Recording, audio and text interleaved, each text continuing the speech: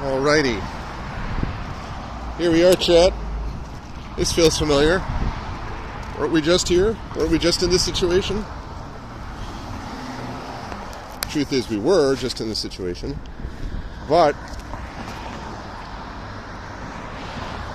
we were in a situation with the other car. So that's a whole other thing. Hey, what's up, imaginary exponent? Wow. You're Johnny on the spot, as they say today. All right. Woo, let me tell you, it is. Oops, sorry. Why did they get so blurry? Hold on, there we go.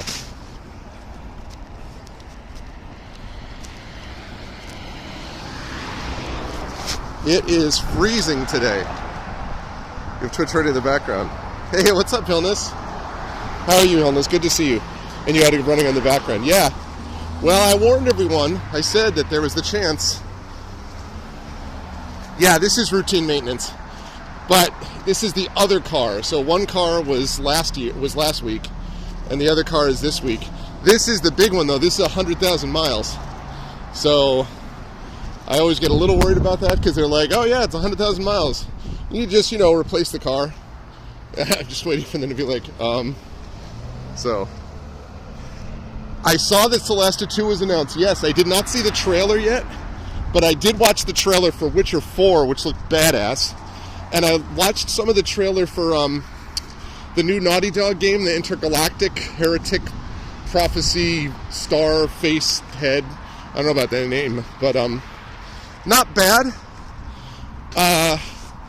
Although there's not much you can tell. Obviously, it was just a gameplay just a cutscene mostly. But we'll see. It's good to see them getting off of horror for a change. But yeah, and Witcher 4 looks great. But I mean, that's kind of.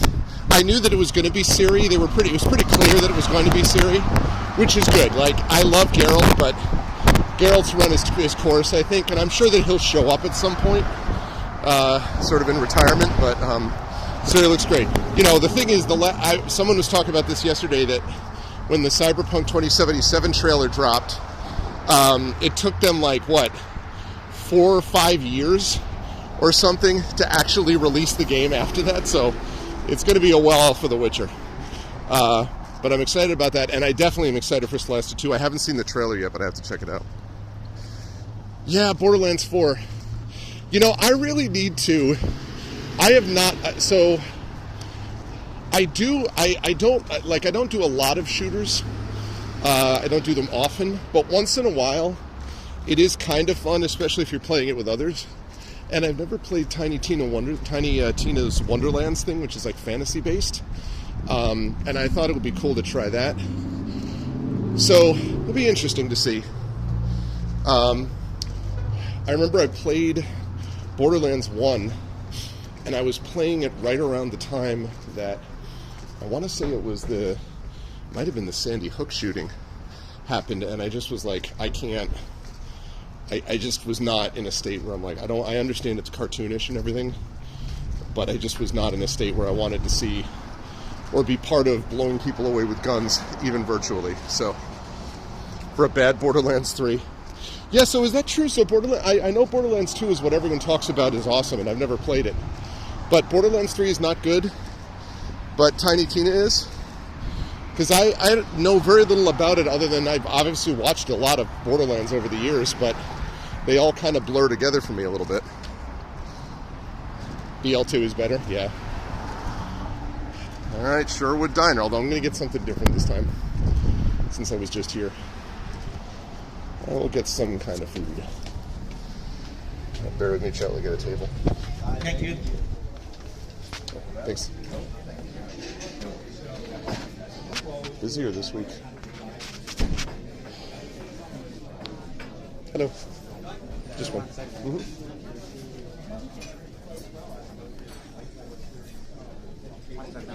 Okay.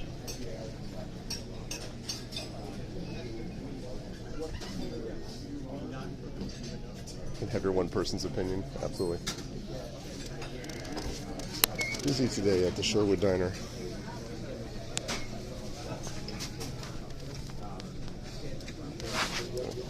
Just one.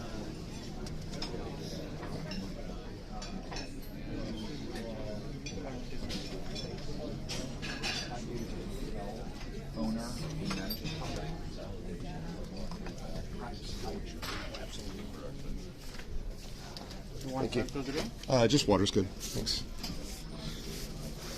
Okay. Okay. Excuse me just a moment. Is chilly today. Last week was I don't know, like low 50s, something like that. Today though, very different situation.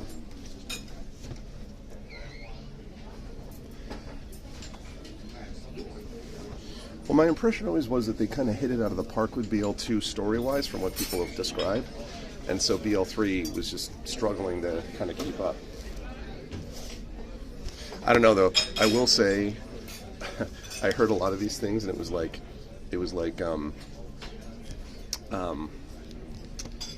all the descriptions of what was happening last night, like Witcher 4, Borderlands 4, Outer Worlds 2, like Celeste 2. There was an Onimusha 2, and I'm like, do we have any original games, or are these just all sequel? I mean, there's the Naughty Dog game and all that, but man, it's like Hollywood. All of a sudden, sequels to everything. All right, chat. So normally I get this. Where is it? I normally get this Sherwood sampler, but I just had that last week, so I'm not going to do that. I'm feeling an omelet today, I think. Could do Benedict. Ooh, chicken and waffle Benedict. Good stuff. Okay, sounds good, Helmus. We will be here for a little while. Turok Origins. Oh, really? Interesting. A new Virtua Fighter. But even that, though, Turok Origins, it's a new Turok.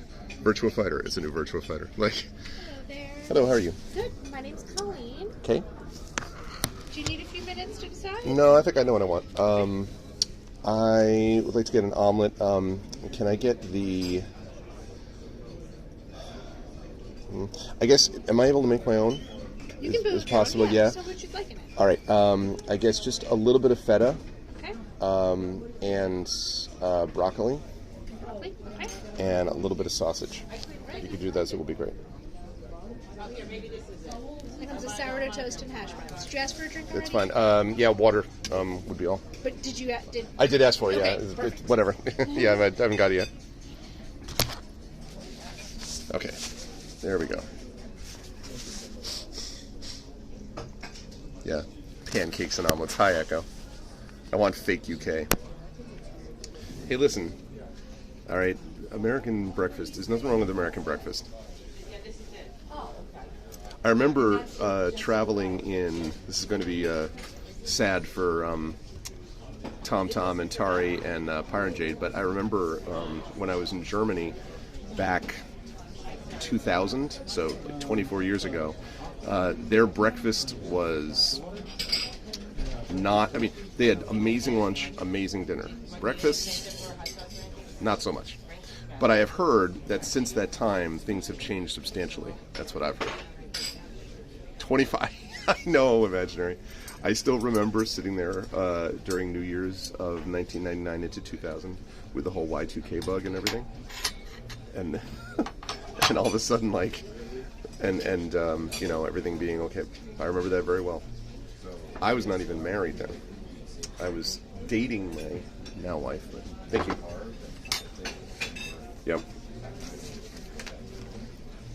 Yeah. Nothing happened. Well, but in fairness, though, you know the drill with that. Nothing happened literally because because they did all the work, right? Like they panicked and did all the work to prevent the whole world from collapsing, and so it didn't, because that's, you know what I mean? So, yeah. So, but yeah. Oh, so this is interesting. This is, I just saw this, so I thought I'd note it. Okay, so you see that? Poinsettia, right? Very popular holiday plant. So, that's right, Helmus. So here's the thing that gets me about that. So I grew up believing that, I'll talk about that in a minute, Echo. I grew up believing that the poinsettia was really poisonous to pets. Like, it was this thing that was just drilled into us, like, no dogs, no cats, like, it's just... I found out, I read an article a couple days ago that, like, what they've done research to show that that's actually completely not true. Poinsettias are not dangerous at all.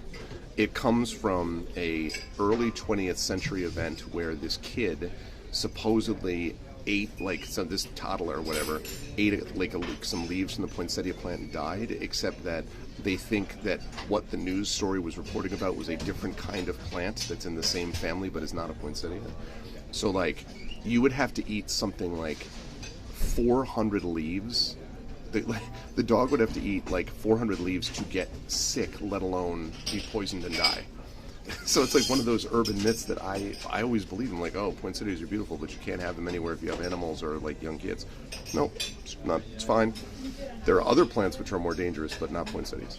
So in answer to your question, Nick, no, unfortunately, we are stuck at the final battle. Now, I'm only giving it one more session at most, so that if we are not able to solve the problem this coming Thursday when I play Dark Sun again, then I'm just going to move on to the next game. But the final battle of Dark Sun Shattered Lands is well known to be a huge difficulty spike, and I have a couple of ideas about how I might be able to get through it, because the problem is so you're capped in Dark Sun at level 9, okay? All of the guys that you're fighting in that battle, and there's 30 of them or 25 of them, and there's 4 defilers who can shoot fireballs. There's a billion elite guards who all have 50 hit points, and and you have the army commander who's a badass himself. And the problem is I have capped level 9, so I have 4 capped level 9 guys, and they have 25 level 12 guys. I don't understand what the spike. However, there were a couple of things that I think I might be able to try. One is that between waves of the battle last time, I was able to teleport back to the Elven Village and rest and get all my spells back. If I can do that again, that would be really useful, and would allow me to basically, I don't know if it would break the game, but the game's not currently winnable in that last scenario anyway. But that way I can get back and get my spells back. So that's one possibility.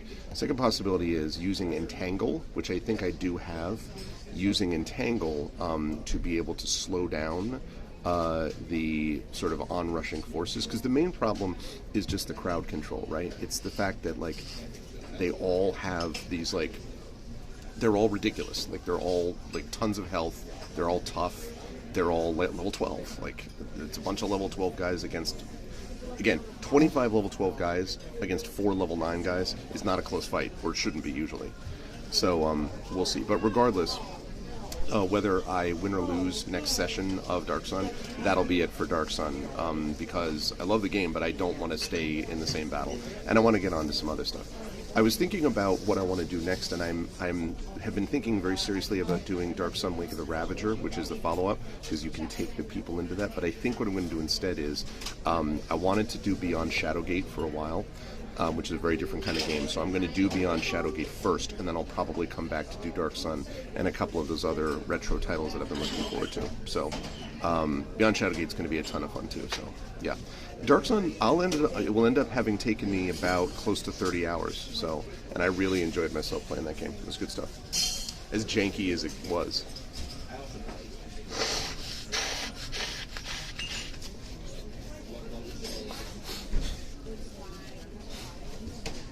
Yeah. The side quest yesterday was weird.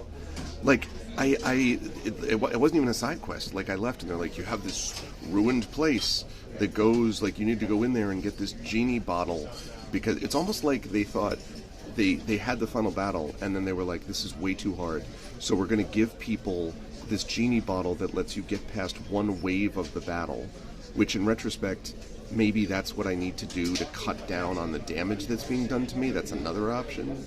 So, Oh, bandaged up and can't speed walk. Wait, what happened? I know you had a GP appointment. Is that what happened? What happened?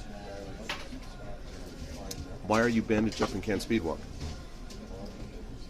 Were your shades way too cool, and so like you overrode anything else because of the coolness? I need to trim. My beard is like overboard. I definitely need to trim.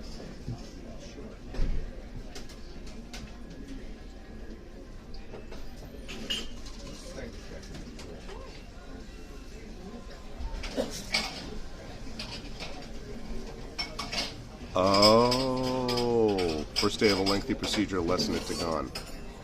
I see. Okay. Okay, so long term, this is going to be much better, is what you're saying. When all is said and done, this will be better. But first you have to get to when it's better, obviously.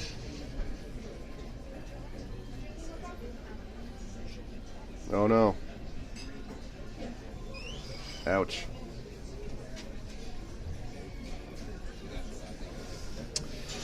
It's a good question, Imaginary. So, because I've been playing a lot of the retro stuff because it's been fun to kind of step back into.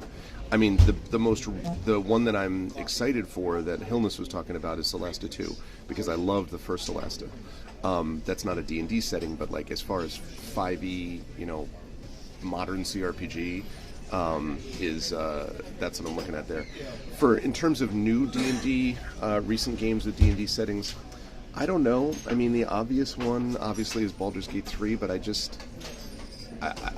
just not, I can't, I've talked about this many times, but, like, I can't stand Mind Flayers. Like, they're my least favorite D&D creature. And, like, the whole, like, sort of vibe of Baldur's Gate 3 about, like, which is just, like, Mind Flayers and gross worms taking over your brain. Like, ugh, God. The freaking... trailer, the early release trailer traumatized me, and I don't love Larian's writing. I'm in the minority there, I suppose, but I basically feel like they tried to do Divinity Original Sin 3 because that is what they were working on when they were just gifted this, and I wish that Obsidian had the license, had gotten the license, and they had been the ones doing BG3, but I don't know. Obviously, a lot of people love it, so that's cool. They can like what they like, but just for me, I kind of bounced off it. Well, I played on stream. I've played Neverwinter Nights, and I've played on stream a lot of the major, expansions and like adventures for it. So I played Tyrants of the Moonsea, which was cool. I played Hordes of the Underdark. For Neverwinter Nights 2, I played Mask of the Betrayer. So I've already played a lot of that on stream. So yeah.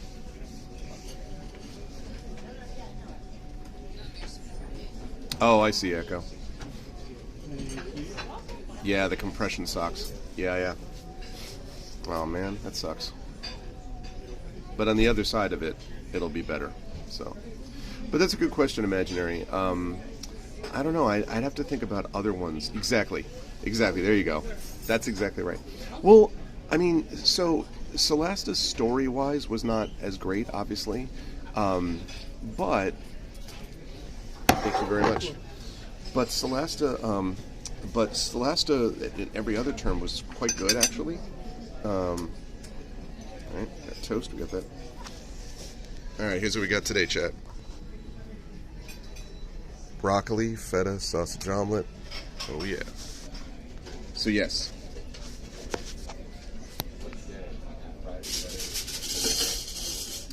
Also, I will say that another one of those, yeah, exactly, Imaginary.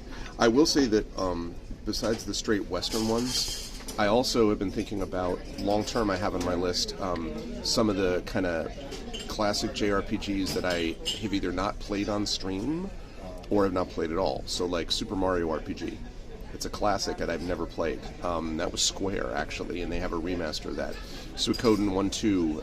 I played Suikoden 1 way back in the day, way before I streamed. So that's another possibility. Final Fantasy Tactics, one of my favorite games. Final Fantasy Tactics, would love to play that again, and play it on stream. So, I was reading something about talking about a Final Fantasy Tactics remaster. I was like, So anyway, there are different games like that I'd also like to give a shot to. The ones I know for sure are Beyond Shadowgate, and then probably I'm going to give Dark Sun, Wake of the Ravager a try, although Wake of the Ravager I've heard is not as good as Shattered Lands, and so I'm not going to give myself a lot of time on that. If I play that for a session, I'm like, meh, then I could let that go and move on to, I want to try the Dragonlance Silverbox games, and then as I say, there's Cryptmaster, which is new, which I'd like to try, although that again is not a D&D setting. So yeah, basically I'm always in the market for a good RPG. Like I played Black Geyser on GOG this year, and that was a lot of fun. I thought that was an excellent game.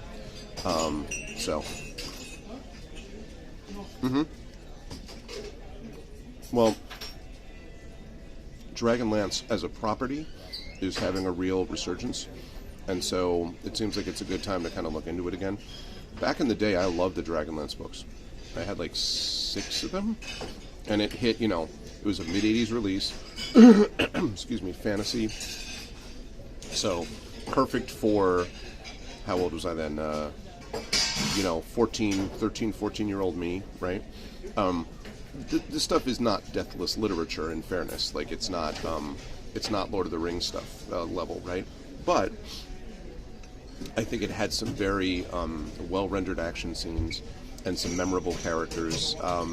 And I was at a panel, watching a panel at CanCon this past November, I guess, that was talking about Dragonlance, and was talking about like why Dragonlance is cool and we need to talk about it more.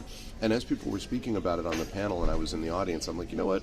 This was pretty good. I forgot that I really enjoyed Dragonlance back in the day. So, anyway. But I'm not sure how good the game is, honestly. It's just another, because I never played the Silverbox games back in the day. So.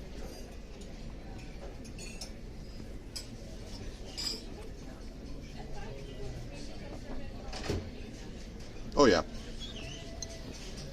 No, I'm not worried about it. My backlist of games, imaginary. Like Echo was talking about Batman, I would be interested at some point in trying Arkham Knight, even though I'm a little worried about how heavily it relies on the Batmobile, because like I don't really want to play a Batmobile simulator. I basically would I'd like Arkham City or Arkham Origins in another way. So, that I definitely want to try the Prince of Persia, the newest Prince of Persia game, and sort of see what it's like. I keep holding out hope that Metroid Prime 4 is going to eventually appear in the universe, because that's going to be a first-day play. Also, I don't know, Echo, though. I watched Saber play some of it on GOG, and he said that there was a lot of Batmobile. Really? All right. I mean, I don't think... There's nothing wrong with the Batmobile, just I didn't play it for a Batmobile simulator.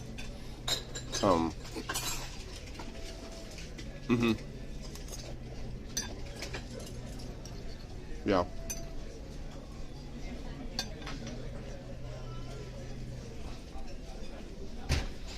Oh, I see.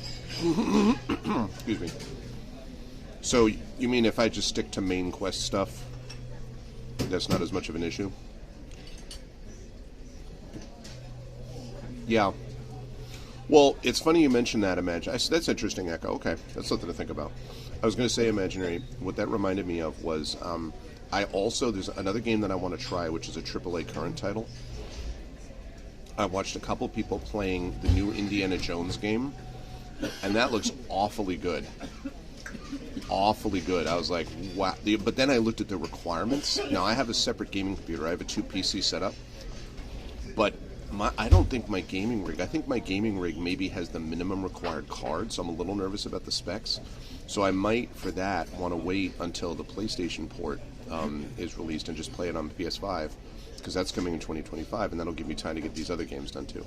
Indiana Jones, the new Indiana Jones and the Great Circle, which looks really good, but the requirements are nuts. from what people say. Like, it requires ray tracing and stuff, so.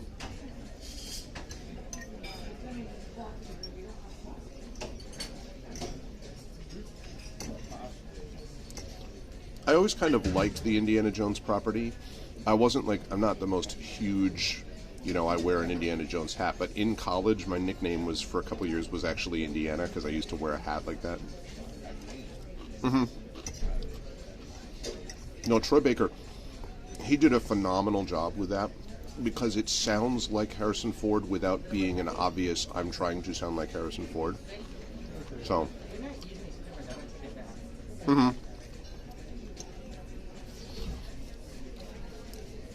Yeah, that's fair. Although, but this is the first game I can remember, Imaginary, where they claim that you need to have, like, minimum specs, like, hardware-based ray tracing, Yeah, no, Baker's really good.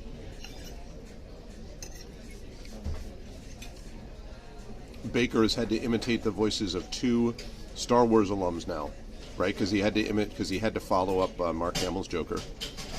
And then he had to follow up on Harrison Ford's Indiana Jones.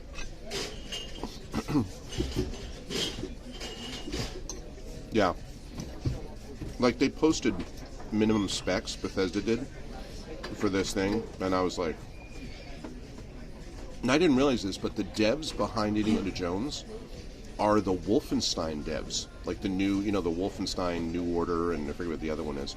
Now, that game is way too gory and shooty for me. Like, I watched a little bit of it, and it's a good game, but it's too much. I don't.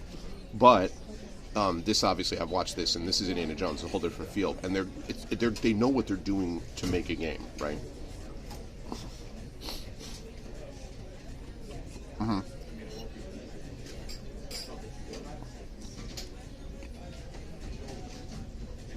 Yeah. Well, I don't know. I mean.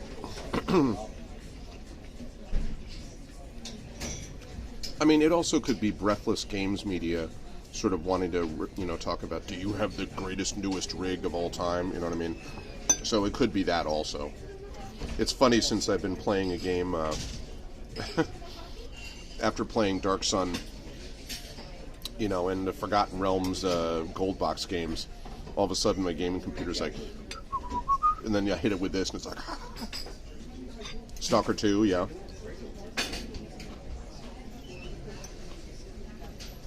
Yep, I saw Dizzy playing a little bit of that.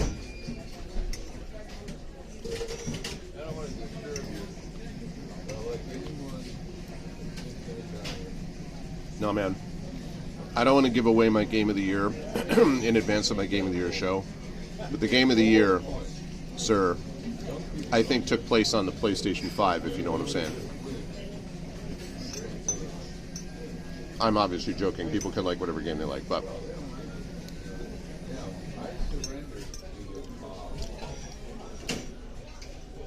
game is so good.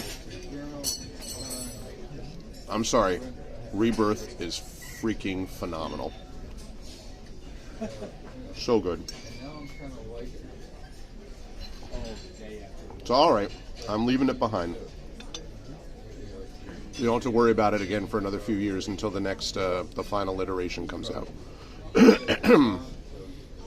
I read this article about people who were talking about complaining about how there's going to be no DLC. I'm like, you need a DLC for Final Fantasy VII Rebirth? I think you're all good, guys. Game's got plenty. But no, I scratched my Final Fantasy VII itch for a while, so I'm glad that I'm playing other stuff. Phenomenal game, though.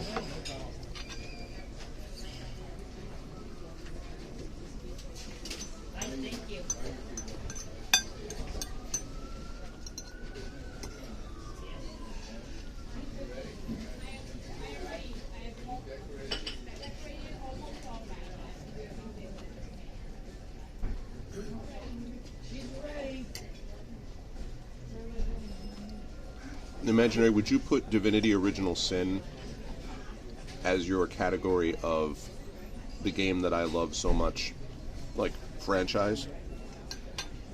Or not? What would be your franchise for that? Right. bread.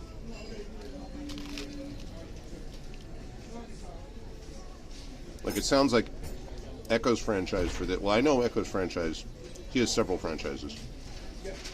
But I know that he's a huge fan of the Stalker thing.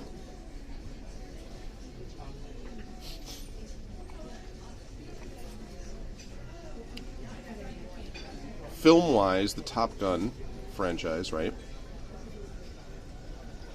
Yeah.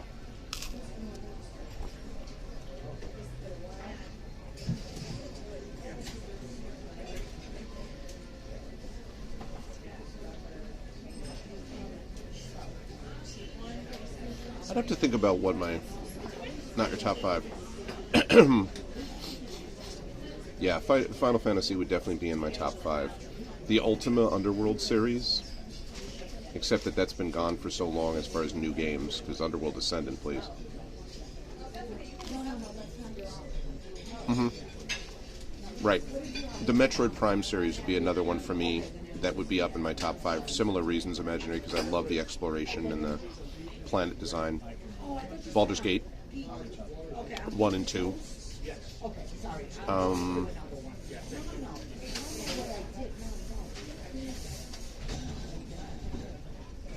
I need to think about what the...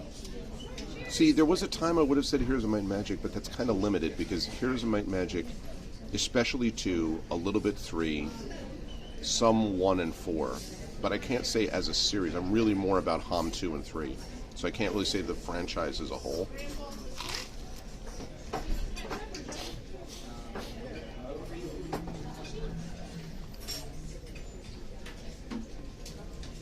Yep.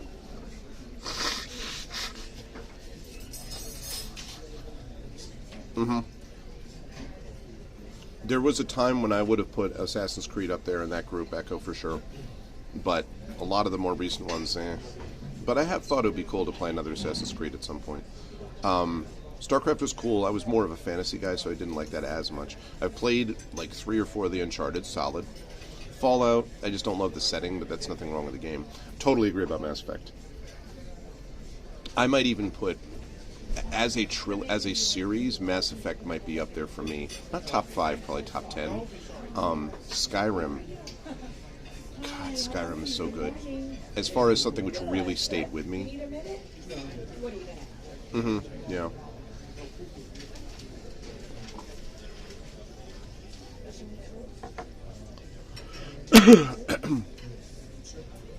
Now, did you play the extended cut, though, ME3? Imaginary, or did you play the regular? Because, see, I played the entire Mass Effect series, right? But by the time I got to Mass Effect 3, the end of it, they already... You had done the extended cut, Echo? By the time I'd done that, they did the extended cut, so I did not have a problem with the ending. Okay, yeah. Because I did not have the problem with the whole they didn't respect my choices thing.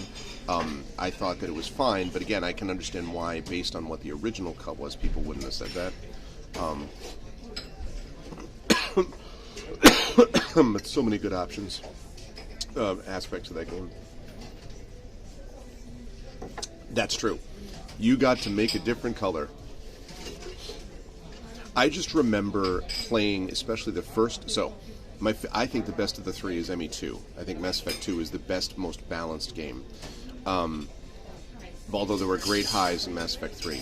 But the best part of Mass Effect 1, at the end when you're dealing with Saren, there's one sequence where if you've built your, like, Paragon or whatever high enough, you can convince him to do something different than, something else he would do. And oh my god, the sequence of me being able to convince him to do that without having to fire at him was just like my chef's kiss. Like, I love stuff like that. Very seldom in a game you can actually build a character to convince people out of things. That was a game where you could actually do that, and I got Paragon. I got what I needed just before we got to that final battle, so that was very cool. And also the Reapers, conceptually, there's a lot of great stuff there. We are your salvation through destruction. The suicide mission in ME2, human, you have attracted the attention of creatures infinitely or greater, and all that stuff. It was great stuff. I keep playing around with the idea of deciding whether I want to try Mass Effect Andromeda. I know that Kids Are Asleep has played that and really likes that. I don't know. Is it good? See, I don't know. I don't know whether it is or not. I don't know enough about it to say. You think I should, huh, Echo?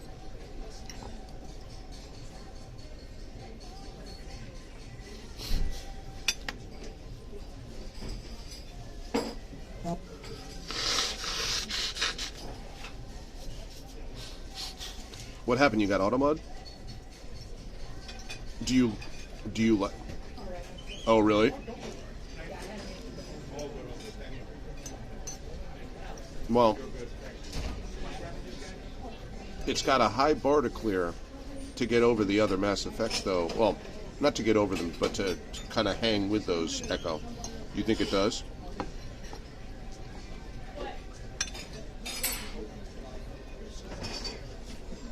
Is this one of those it had a bad launch, and so that's why it got such hate, because it just didn't launch well? Is that what happened?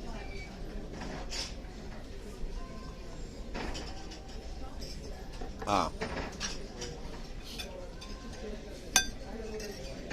Mm-hmm.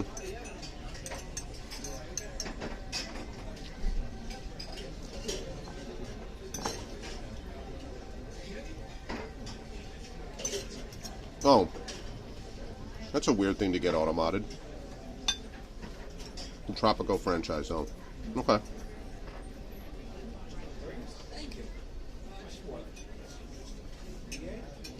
Man. I wish they had a game like Jagged Alliance 3 that was fantasy-based and turn-based. Like, if they had Shadow Tactics, which is not quite fantasy, but still, but turn-based, that'd be pretty awesome. I've watched a little bit of Tropico.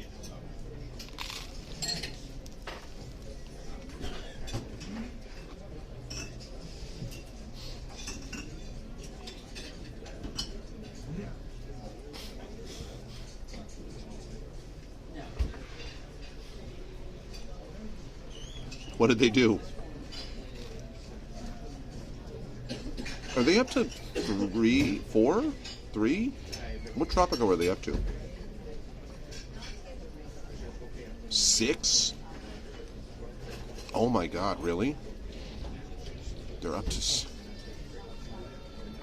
That's not far behind Civ. Isn't Civ coming up on 7? Well, I totally loved Skyrim, Echo. I've played... I bounced off of Oblivion. I played Oblivion, I bounced off it. I played Morrowind, and I bounced off that, which is too bad. I love the world, and I love the music, but Morrowind, I couldn't, it's just too janky. I've played Daggerfall and a little bit of Arena, but the first Elder Scrolls game that I really loved all the way through was Skyrim. That I really enjoyed. Oh, wow. I've seen Kilgore playing now. Oh, that's interesting, Imaginary, yeah. Yeah, man, that vibe, the chill vibe is something that's very important to kind of hold on to. That's why I'm interested to see if the Caves of Kud wins the Chat Chosen Game of the Month. I'm interested to see what that's like. Because I keep hearing everyone raving about it. I'm like, looks like I might like it. I don't know. Daggerfall with Unity, I saw Kilgore playing. Possibly. I definitely I really enjoyed Skyrim. Why did I enjoy Skyrim so much? 2 reasons. Scale. The sense of you're sitting there looking out and you could find any number of thank you. You could find any number of, Draugr, tombs and crypts and dungeons and stuff like that, right? So scale. And then, dragons, that's cool, but the scale. And then the second reason was there was just so much built-in storytelling that was happening everywhere. And some of the DLCs, Dawnguard, and there were 2 that came out. One of them I really liked. I can't remember if it was Dawnguard or another one that I really enjoyed. It was almost like The Witcher, where I actually thought the best part of The Witcher 3 was, I mean, the main story was fine, but what I actually really loved about The Witcher 3 was the DLCs. Like, Blood and Wine was amazing. Dragonborn. No, it wasn't Hearthfire. Hearthfire was Dragonborn, yes, I think that was what it was. But The Witcher 3, Blood and Wine was awesome. I loved Blood and Wine. I loved the color palette. I loved the story. I just, Blood and Wine was great. I loved Blood and Wine. So beautiful. It was exactly right, Imaginary. It was so beautifully done because it wasn't just give everyone, because they got their own endings. Like, my ending was basically, you know, in my head canon, Geralt makes up with Triss, and you know that's how that happens. But the actual game version, like, Triss and Yennefer both pissed off at him, but he ends up with like hanging out with Ciri in his like mansion, you know. And I was like, this is awesome. Like, you know, I still have that background on my gaming computer. If you watch on GOG, when I pop up the game, you'll see the background is actually like Geralt standing there with Ciri against the next to the tree. Love that game. Maybe my favorite DLC of all time. Blood and Wine is up there. It might be my favorite DLC ever.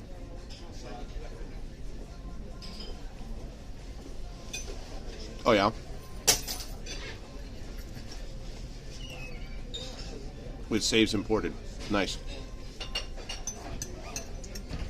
You need change here? Nope, you're good. Thank you. Have a wonderful day. All right, Thank you. you too. You know another franchise that I want to like more than I do, but I can't because the lore is too freaking obscure and it's not well rendered? Destiny. There are so many aspects of Destiny that I like. That space western, like, so much good stuff about Destiny that I like conceptually, and I love the co-op nature of it. But I've had poor Brandon O'Brien and, like, you know, friends of mine, Mike Underwood, others, have tried to, like, help me through the game, like, lore-wise, and I'm like, what? Like, I'm, like, playing this, and they're like, oh, yeah, you need to play this sequence. Like, I don't understand why it's so hard to be like, okay, if you want the story, you play this deal, you play this, then this, then this, then this. You can't do that. Like, you start doing that, like, well, but you need to do this thing, and then this other thing is really a repeat, or it's retelling the story of the first thing, but if you do the first thing, it won't make, and I'm like, what? Or they're like, oh, well, you can do that if you read the wiki. I'm like, I don't want to read a freaking wiki. I got novels to read, my guy, and write. Like, I got plenty of stuff to read. When I'm playing a game, I'm playing a game, and I want the lore. I like reading stuff in-game, but I don't want to have to be like, oh, let me find out more about this by logging onto the internet and checking out, like, come on, man. So Destiny kind of, you know. You're right about Dragon Age, though, Imaginary. I wish I liked Dragon Age more also. Although, that's actually a good, you know, you were talking about D&D setting, or something at least that's adjacent to it. Veilguard, I have heard a lot of good things about. I know a lot of people have liked Veilguard. The problem with Veilguard is that it's a AAA thing that everyone and their mother is playing, so I'm a little bit nervous about, numbers-wise, about trying to play a game that everyone else has been playing, so. No. God, it's... But you know what's so sad, though, Imaginary? Their freaking shooting... Excuse me, their gun mechanic, the gunplay... The gunplay is unparalleled. Like, Bungie is just brilliant at knowing how to make gunplay work. Brilliant. So I'm like, why can't you have such a good concept here. Why can't you put someone who knows how to run story in a Destiny, you know? So Veilguard is okay. I heard a lot of people liked Veilguard, no?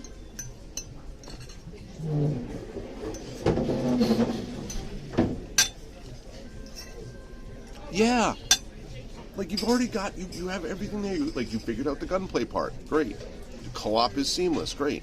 You figured all this stuff out. Why are then, like, you know, the story, fumble. Like, come on, man. Inquisition was good. I liked Inquisition.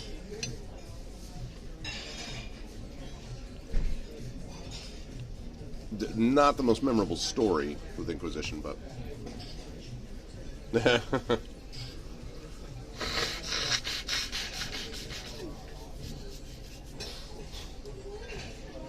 Well, these days, Rob's all about Path of Exile 2. Is it? Yeah. And a lot of people thought of Dragon Age originally as kind of a Baldur's Gate spiritual successor. So it's interesting to think of Veilguard as being an action RPG. That's interesting. Very different kind of feel.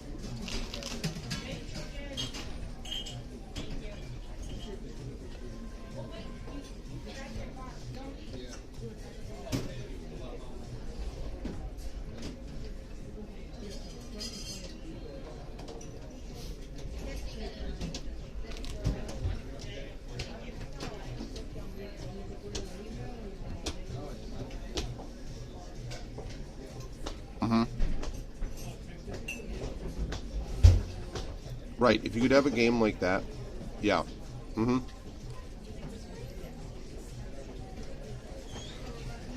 And see, Origins I wanted to like more than I did, as I've talked about before, but that I agree with you in sort of the principle of it. Yeah. Just struck me, that reminded me of another franchise, though, that is solid, and I'm going to be interested to see what they do with, and that's the Jedi Fallen Order. Jedi Fallen Order and Jedi Survivor, both excellent games.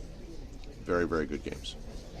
Now, the combat I don't love, because I don't love Dark Souls stuff, but the story and the character development and the other stuff is very cool in both those games.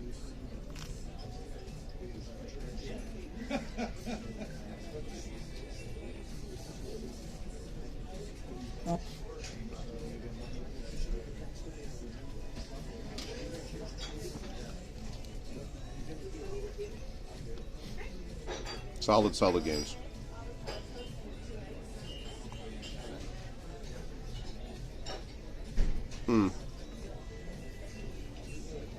Yeah. If you're I'm a Star Wars fan. If you're a Star Wars fan, that plus the quality of the game, Respawn really knows what it's doing. If you're not, then it's still good, but it's just not, it's not the sort of in the game concept. You're not going to be like, woo, So, what I would love is a Mandalorian game. A good Mandalorian game. Oh man. Speaking of space western, it would be episodic. You could make it episodic. Lego the Mandalorian. You could make it episodic. You could make it. You could develop all kinds of stories, built-in stories out there. And I love the Mandalorian, so yeah.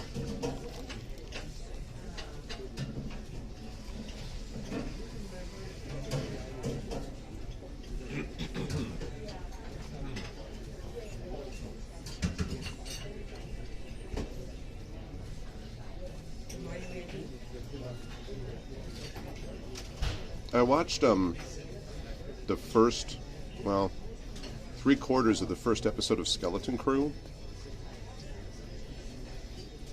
I don't know. I maybe have to give it a little more time. I was not a big Goonies guy in the 80s, so everyone was like, ooh, it's like Goonies. I'm like, I didn't love Goonies the first time. But I really like Jude Law, and obviously I like conceptually, so. No. There's not a whole lot to spoil based on what I saw. Yeah. Well, yeah.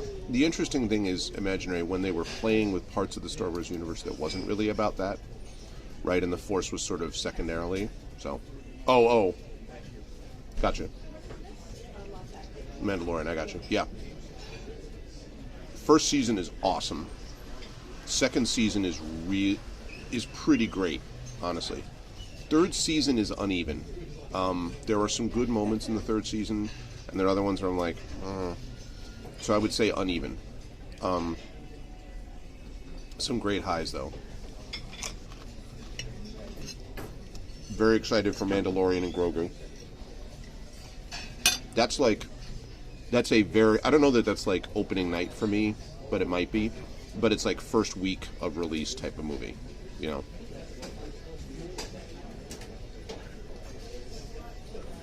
So good, Mandalorian. First season was just so good.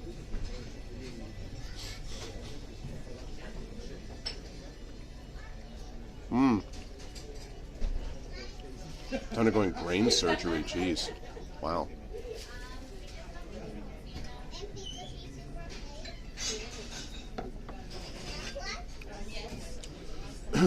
And you know what? There might be. Well, technically, there is one, right? It was the Star Wars. Oh God, what was the name of it? Star Wars Rogues. It's not Rogues. I'm thinking Rogue Trader. What was the name of it? It was a Star Wars. It was a new Star Wars game that was like very. People's reaction was very meh. But where you were just Outlaws. Mm-hmm. That's not really force driven. Yeah, Star Wars Outlaws. That's right. That's not force driven. There were problems with that game, from what I understand, like force stealth and like other mission things that were annoying. But that's definitely not force driven.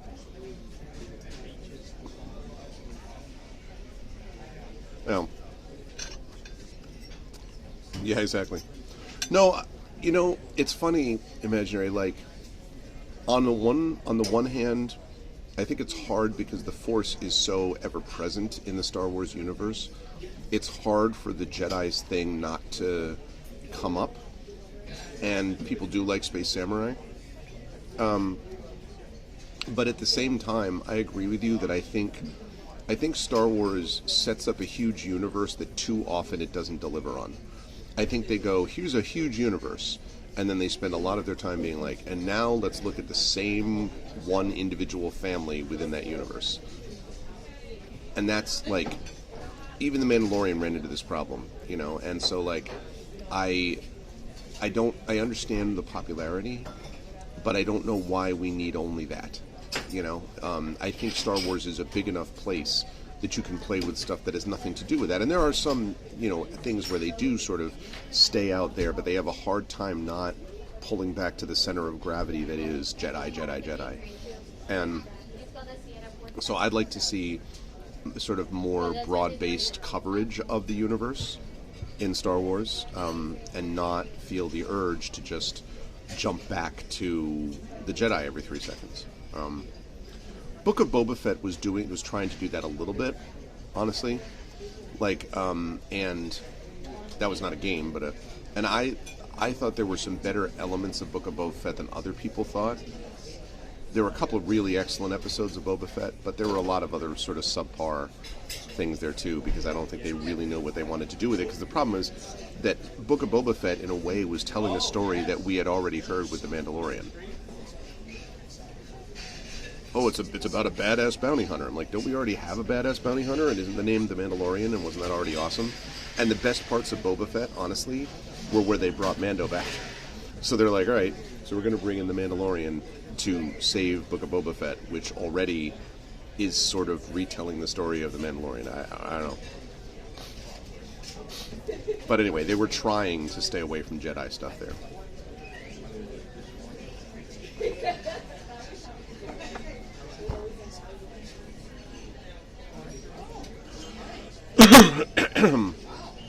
Right, well,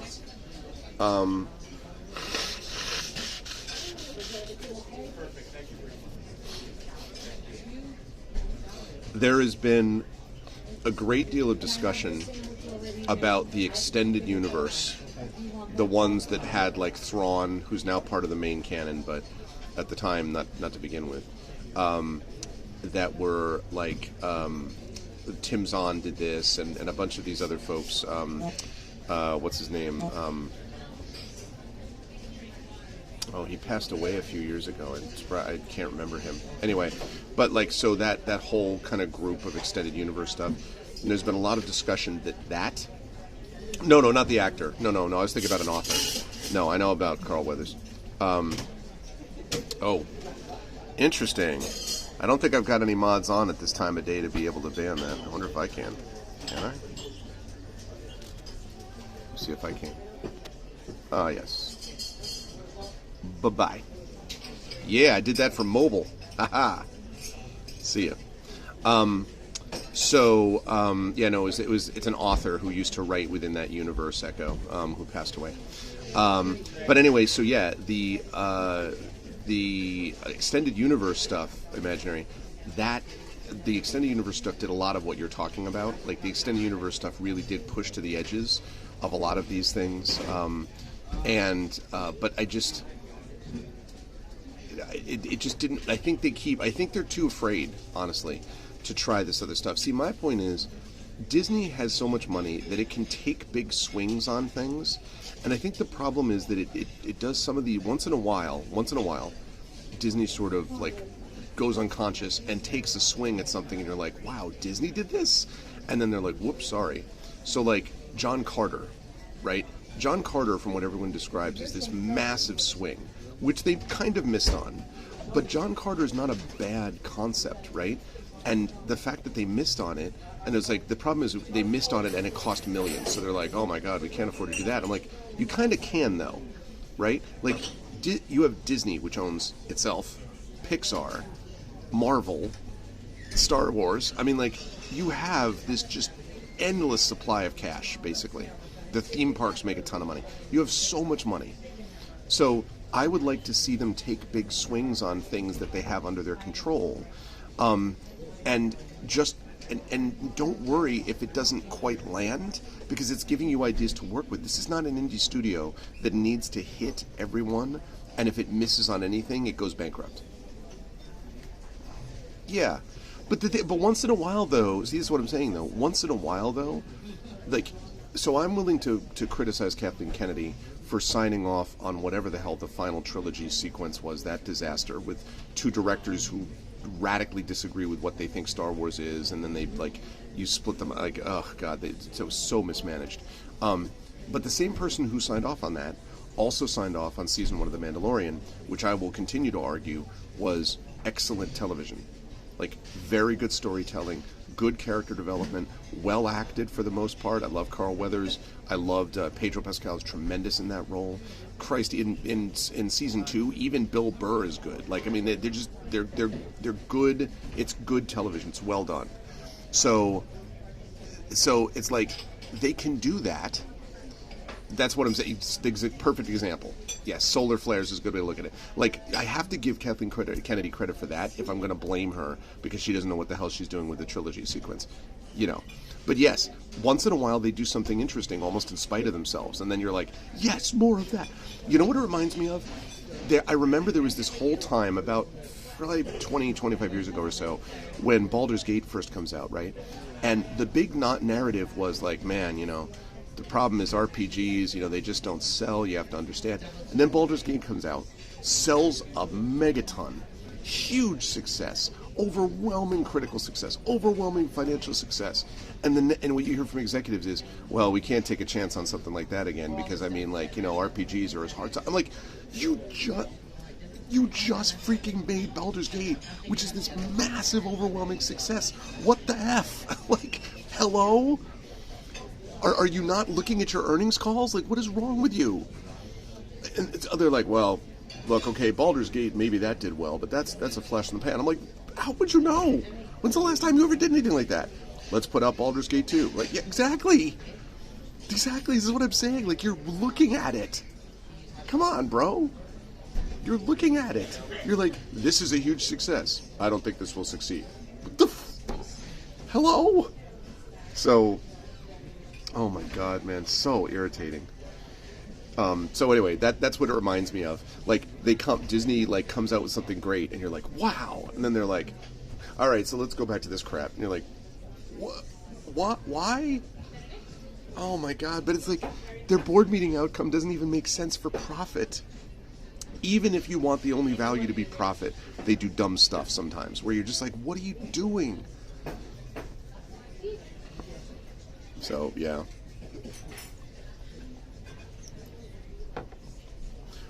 Yeah, but what I'm saying is, you take those risks. Yeah, exactly. You take risks, and all of a sudden you hit some out of the park. And then, listen, if you take a risk and you hit it out of the park, and you make a couple of other things that are in that universe that are sort of selling out slightly, like, I get that, right? I'm not immune to the concept that, okay, so you're going to then sell something that's commercially successful, and maybe we don't need another game in that same universe. Like, I get that. But, like, you know, what's up, Eric the King? You swear you know me from somewhere? Where would that be? Twitch? You know me from twitch.tv/ArvinEleanor?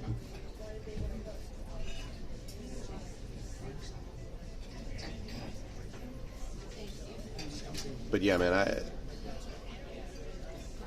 that's true. Maybe you know me from YouTube. That's true.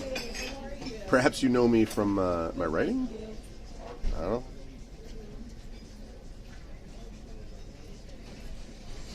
From my cool hat?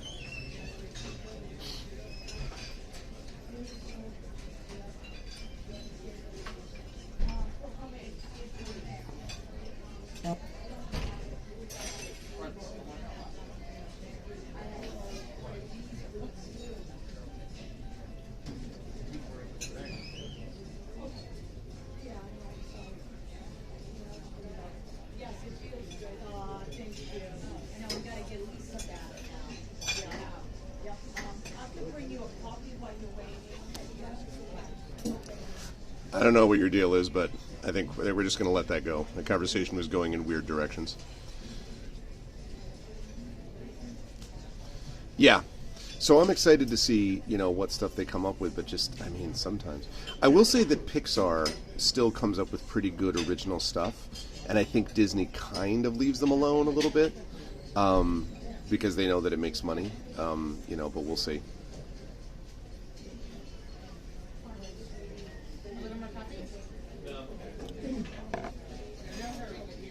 But yeah, a franchise, like a company, there's got to be a certain point where a company has so much money that it's immune from risky danger. I mean, not immune, but like, if Disney loses $100 million on a movie, is that going to destroy them? No. Are they really going to notice it? No. Maybe it's a little more than a rounding error, but it's not like, none of this is existential for the studio, right? And so that it just feels like it's not existential from the studio, and it just makes you feel like in the end, the safety issue that, as you just said, like it's almost it's pathological. It's not based on anything real. It's not based on actual risk, where if we do this, the company is going to fold. Like it's not based on that. So,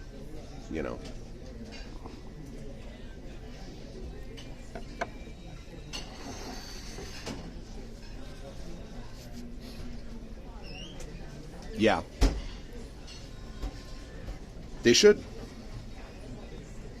They should. I'd like to see, that would be, actually, that's a good one. I would like to see, like, X-Wing Alliance. They could license a remake of X-Wing Alliance. Poor TomTom, who keeps wanting me to play, continue with X-Wing Alliance. But X-Wing Alliance, X-Wing, TIE Fighter, that whole series is great. They could remake that and do quite well with it. Yeah, exactly. And maybe they could start that now, Imaginary, and they would release it before Star Citizen. If they start right now, that game will still be out before Star Citizen.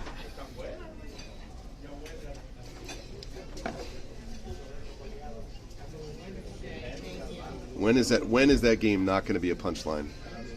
When will that game not be a ba-doop-psh?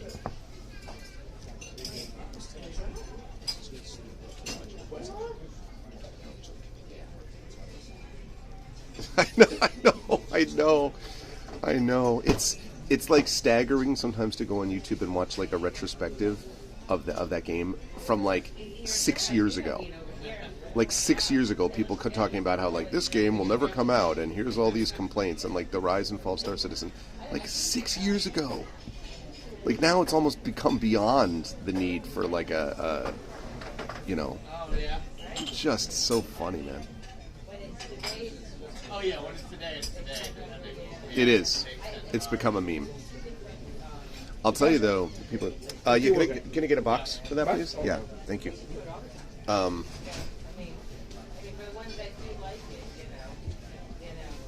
But I'll tell you what, Star Citizen people, they will not be disabused of their belief that this game is going to be spectacular. And I'm like, if it exists before the heat death of the universe, I mean, like, it's one thing to say a game isn't coming out quite as fast as you like. So I'm frustrated about Metroid Prime 4 because I've been really excited for that game. but when the game comes out, it'll be great. And it's still, is going to be nowhere close. Still is going to be nowhere close to the delay that we had on Star Citizen. It's a little bit. It's not totally unlike that. There are a couple of videos. Sorry, my exciting box that you're looking at. There are a couple of videos actually that show the breakdown of that, the breakdown of the sort of how Star Citizen was. I can't remember the name of one of them in particular. There's a whole series of videos that was on it that was really entertaining, and it's just embarrassing for the company. Like, I don't know how anybody can look at that and come away from it being like, oh yeah, they're doing everything above board. Like, come on. But there have been a couple disappointments like that. So for me, I haven't had that. The big disappointment for me with something like that, although it wasn't, in this case I'm about to bring up, it wasn't because they were, like, stealing money. Like, I literally think the Star Citizen people are basically stealing money. But it's up to the people who are giving the money to be stolen, I guess. Like, I don't understand it, but is Underworld Ascendant. So disappointing. That company, Other Side Studios, I believe it is, that did that, and I interviewed the lead guy from that. I've talked about this before on stream. Like, so, just to check whenever you get a chance, please, thanks. So, like, frustrating. That game, that game, Ultima Underworld, was enormously influential in the industry. It premiered a lot of your greatest hits. Automapping, one of the biggest moments of automapping where you could literally, automapping was there. How about writing notes on the automap? How about separate societies and cultures on different levels of this? Tremendous, right? Ultima Underworld 1, Ultima Underworld 2, not as good, but still really good, still really interesting. And then Silence. Arx Fatalis is kind of the spiritual successor, but it's not exactly the same. And by a different company anyway. And then they release Underworld Ascendant, and it's crap. I mean, it's just absolute garbage. Such garbage. And I have a video from some years ago where I streamed the first session or two of Underworld Ascendant. Not only was it not even playable, just janky and like memory leak issues and like all these problems, but it also just did stuff that was like mind-blowingly dumb. You can't. The game gives you this silver sapling, right, which you can plant, and then which is what they did with the original one.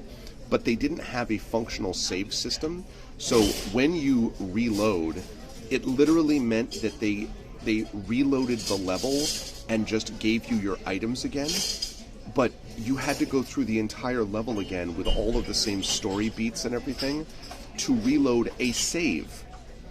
So we're not talking about, like, restarting. I'm talking about reloading a save because their inventory system was so busted. Like, just, and this company, the reason I bring this up is this company was made of like Looking Glass alums, like super experienced devs. How is a team that did Ultima Underworld 1, thank you, how did a team that did that come up with this? Like, what? It was awful. Oh yeah.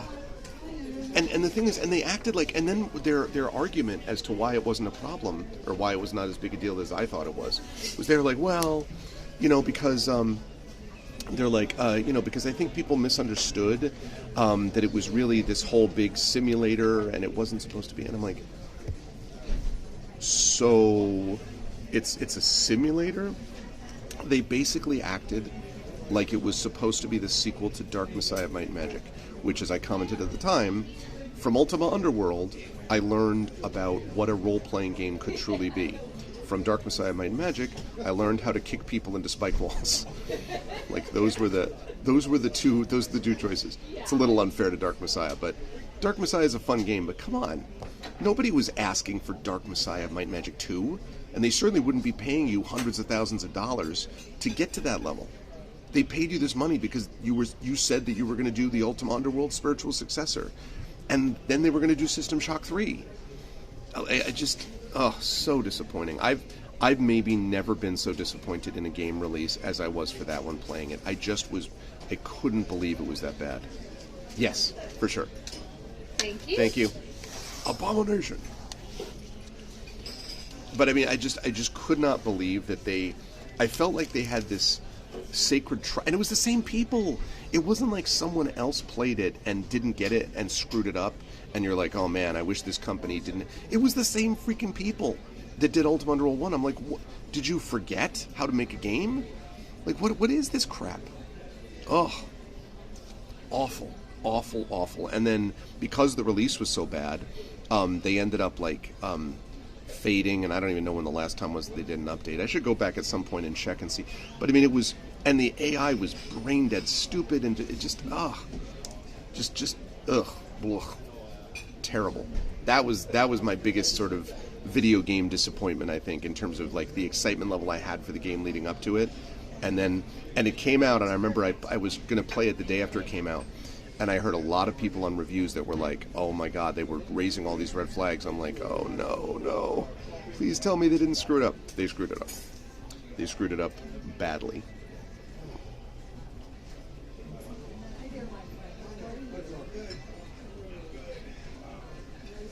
Yes, and I think part of what happened with them, see, this is what some people said at the time, Imaginary, is they said, well, the company got pushed by the publisher to release before they were happy. And certainly, the Tintin game I played, I think Microids, the publisher, pushed that game out before it was ready. Certainly that can happen. But I'm not going to buy that your publisher did this to you when you had to pick up the publisher because you somehow mismanaged the $700,000 or whatever it was that you got in funds 8-10 years ago, or whatever it was now that they actually did their Kickstarter. You got that money. At that point, you got to manage yourself well and figure out a way that you can manage a decently small crew to be able to get this work done. And if you're going to go to a publisher, you can't then turn around and blame the publisher. Because I remember there were all of these updates, like update logs and whatever, and you did this update log where they were showing, like, okay, so we did this, and then we added this, and it was a little slow, but it was steady, and you're like, okay, like, they're making good progress. And then they went radio silent for like a month, and then when they posted their next update, it was like, okay, we're going gold in like a month, and I was like, you were like 50% through your physics engine the last time we talked, and now all of a sudden, so they clearly had gotten their marching orders at that point. And I mean, I'm sorry, like, you can't, you have a responsibility. They deserve the criticism that they got. So.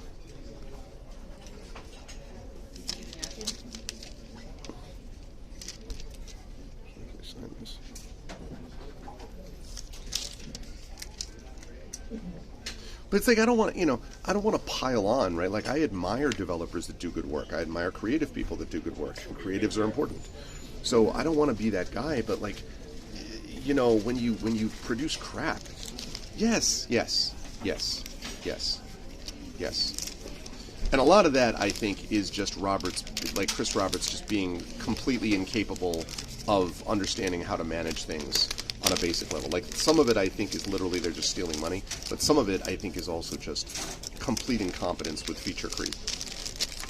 Like, a game that you think is going to be amazing when it finally releases, and then, you miss your window on top of that, now you're competing with the Starfields of the world, with, Elite Dangerous, you're competing with all these other ones, and you're like, right? Suddenly now you're in a much different category. So do I think that means that you should be rushing games out?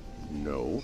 But that means that you've got to organize it so you can produce games at a reasonably timely manner so that you're not getting sort of undercut by everybody. Because, Starfield has major issues, right? Like, I like Starfield, but Starfield was not a tenth of what it could have been. But it came out. It can be modded. It's not crashing constantly. You can do something with it. You have a foundation to build a Starfield 2 that would be even better, right? Like, you can't do any of those things if you keep iterating, so you never even release the goddamn game. And because there's now a money stream, they never could have gotten away with this in the past. See, people said they're like, well, they're just having their development cycle in public, and like they do this in private most of the time with other companies. Yeah, but no, because you would never get away at a private company with having something like this sit in the equivalent of development hell for 14 years. Like, you wouldn't be able to get away with it. The only way you're able to get away with it is that you keep selling ships, virtual ships, and you keep bringing in the whales that keep funding your projects.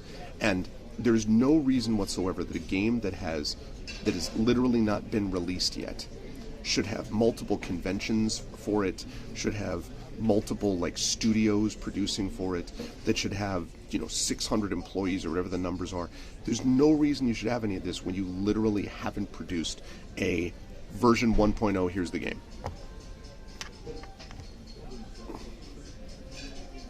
You release the single player version of it, which is like Squadron 42, I think. You release one version, you get the people in with that, then you release the next version, the multiplayer, and then you do it like that. You don't just keep vaguely bumbling forward with this massive thing. Right. It's like what they keep doing is doubling down on more promises. So they're like, okay, now that we've waited, we'll give you this. That's like, no, we don't want this extra thing. We just want you to release the freaking game. And then you can do these other things, Right. Right.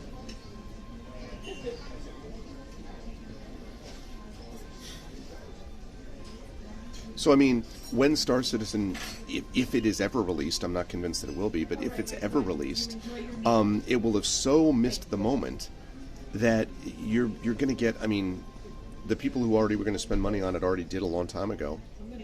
I don't know that you're going to get a lot of people. Maybe you'll get some people for the novelty factor, like the curiosity about what this is. But,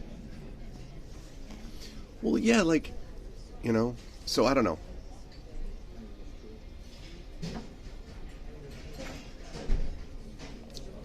Malkovich? What do you mean, me? Because of my hat?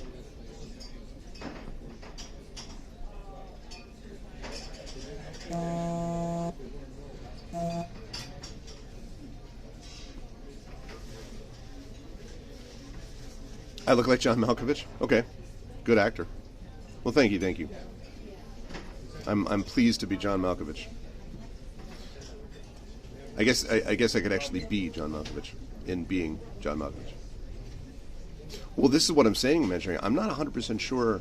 I wonder if this isn't a little bit of they just have to keep like a pump and dump thing. I wonder if they have to just keep doing this. Like they just keep developing, like raising funds to do the next development cycle until all eventually. I don't know where the eventually happens. Like I guess at some point people are just like, listen, you literally told us you'd give us a game 20 years ago and you haven't.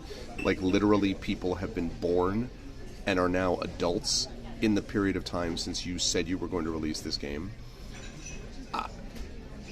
And maybe at some point the gravy train. I would assume at some point the gravy train has to dry up. But I don't know. I'm not a developer, but I am an author. I have done some game work and game design, and I've certainly played for many decades and have much tabletop experience, etc. And I have talked to many, many developers. The Star Citizen thing is unnecessary. Star Citizen thing is just, yeah. No. Not sure, is that a game?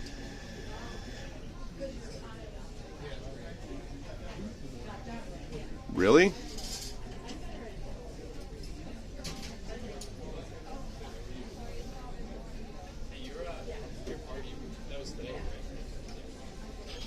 Oh no, did you automod him again? Horror and space adventure. I'm a space guy. I like space stuff. Although I'm more of a fantasy person, but I do like science fiction. Horror's not really my bag though. Nothing wrong with it, just not my thing. Yeah. I mean, they keep talking about all these like technological innovations, and I'm like, yeah, but they're out of date though. Like you make technological innovations, and all of a sudden you stop making them because you can't make them anymore. So, all right, we're gonna rise up on out of here and go to our coffee shop for part 2. And I do need to warn everybody that when I get a call from the shop at some point about my car, I may need to depart the stream and come back. But not yet. And it's cold out there today, hence my hoodie the jacket, the whole bit. Nope, that wasn't it. That was some random call. That was a random call, but it wasn't them. Yes. Well, right, because they keep reinventing the wheel imaginary, right? So it's not even like it's like, didn't they have to make their own new engine? Like, that they decided halfway through they were going to build a new engine? My attempt didn't work. All right. Let's get the stuff out there. Let's switch you up.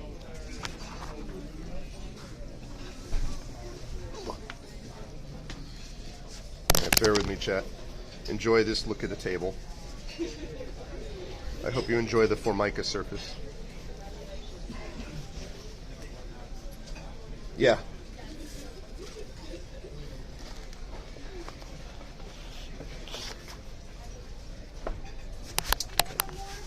Alrighty. Okay. Psycho? Table was fogged over, yeah. Been there, done that. 2 out of 10. Wouldn't recommend. Well, right, because the theory, I guess, is if you make a good engine, I think, like, I don't know whether the idea is there's stuff you can't do in Unreal Engine 5 or something that you can do in this, if I could just make my own engine to do X, Y, Z. But it feels like, I don't know, this is going to sound silly, but like, so you all know that I have the D&D with Infinity and Beyond coming up this weekend, right? So the Infinity and Beyond games, we called it Infinity and Beyond because we were playing a bunch of the Infinity Engine games. You could do, from the Infinity Engine, you got modified or not version of the engine. You got Baldur's Gate 1, Baldur's Gate 2, Icewind Dale 1, Icewind Dale 2, I know it was a slightly different engine, but still. Planescape Torment. You got like 5 or 6 awesome games which felt very different from each other and which even dealt with different editions of the tabletop system without having to, again, reinvent the freaking wheel. So like they got so much mileage out of the Infinity Engine before it finally started creaking and showing its age. So it feels to me like rather than I need to make a new engine, maybe you need to really work as a programmer on making the best use out of an engine you have, and that's where your skill is. Right. It's like being like, we can build a car, we can do this other stuff, but they're like, nah, I think what I'm going to do instead is build something where people actually work with different elements, of things, and I'm gonna rebuild this from the ground up. You're like, can't you just build a better car? They're like, no, I got to build something like a hover vehicle thing stuff. And I'm like, dude, why? Let's build a better car. So, yeah.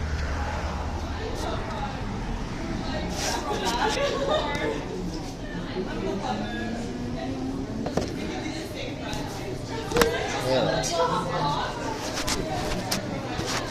Hello, how are you?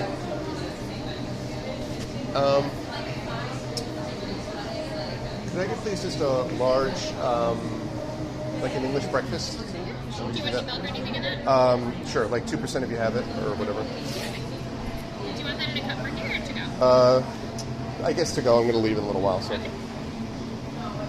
It's going to be Exactly, with the Cybertruck, exactly. I have literally, I've seen a few more of those. They are the stupidest looking vehicle I have ever seen. Like, you gotta be kidding me, bro. They are so dumb. And I'm people are like, it was really cool in the 80s. I'm like, okay, but we passed the 80s. Can we have cool things now in trash can on wheels? And I know, like, it's easy to just like hammer away on Elon Musk, right? But it's like, it's not just even about that. It's just the guy is. Oh, I have my other glove in my hand. I'm like, where's my other glove? it's just mind-blowing to me that people actually would drive that thing. And it's like $70,000. Thank you very much. It's like $70,000 on top of everything else. No, that's fair. But that's what I mean, like, that's the thing that keeps on giving. Musk is a jackass anyway, but then on top of it, that car. Why? Just why? Why would you, you know?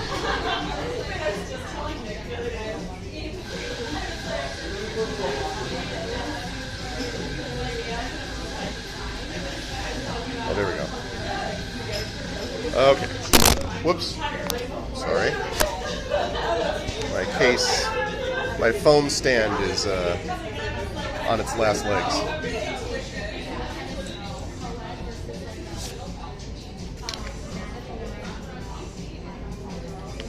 That is definitely true.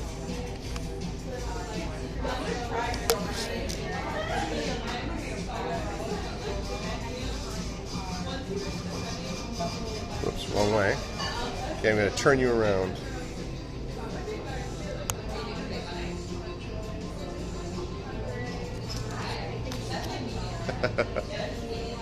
Yes.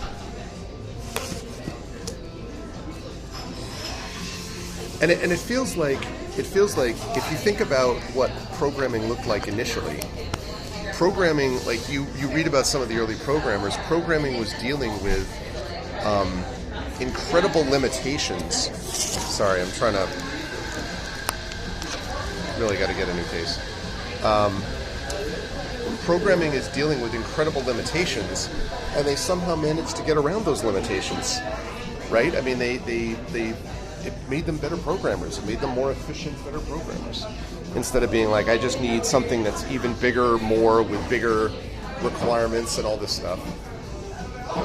And takes you away also from what the traditional user experience is, which is not having your freaking cray supercomputer, you know, to play games on or whatever.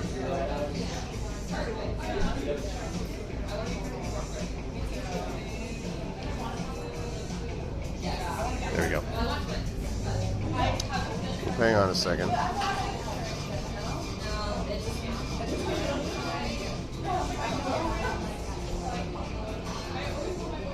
Hold on just a moment. Okay, there we go. Yeah. So, and I mean, listen, I don't want to be sort of the, you know, the equivalent of get off my lawn guy, where I'm just kind of like, well, you know, nobody knows how to make games. It's not true. There's amazing games being made, but these days, yeah, I really need to get a new case. The problem is just that the ring on the back, I have one of those ring cases, and the ring case is so loose now that it just like flops. So if it goes slightly left or right, it just falls. So, yeah. Well, I guess my point being, though, that it's sort of a way of thinking, right? So that developing within constraints means that you probably have creative results that are even better in certain cases than if all you need to do is just add. And everything you're doing is adding on and adding on and adding on. So I need a bigger system, and I need a bigger engine, and I need a, you know, that kind of thing. Whereas, like, working within the engine you have, I just feel there's a lot more life on these engines than people give credit for. And that's all. That's what I mean. Right. And I think, like, and again, like, it's an in-between thing where, like, I don't want to go back to the days where you had two instruments to play with in an 8-bit cartridge, and so that was what you got for your music theme.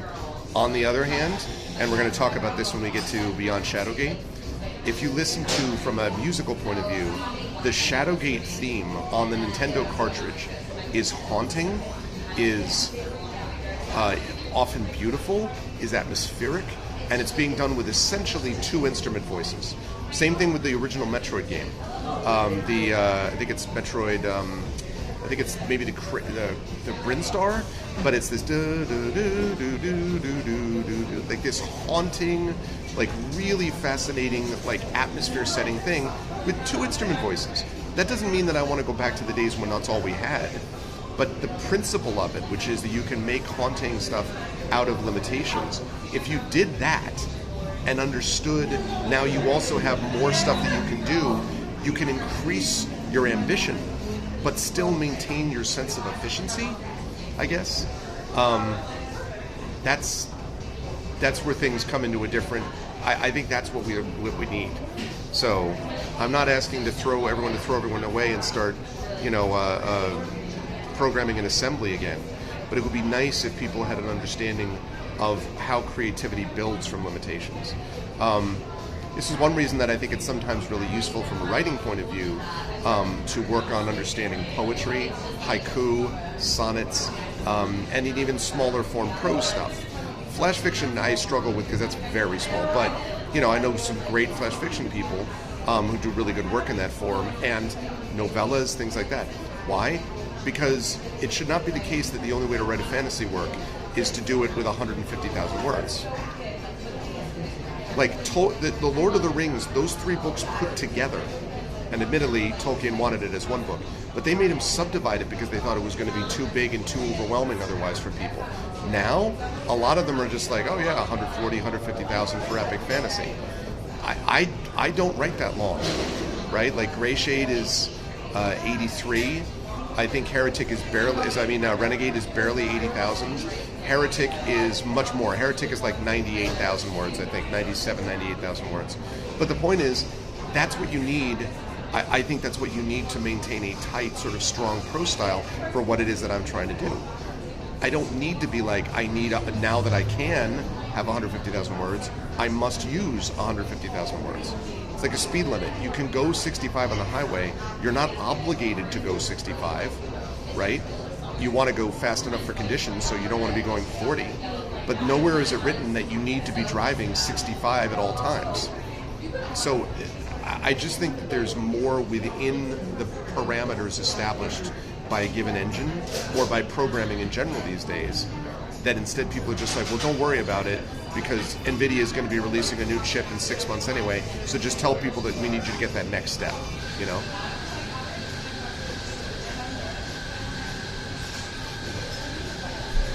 Yeah. But that I think you're right about that. But doesn't that feel penny-wise and pound-foolish imaginary, right? Where what that does is then you lose customers because the game feels like it doesn't really kind of click the same way, and so you don't sell as much, and so your profit lowers, and so then you're under more constraints. You know what I mean? So yeah.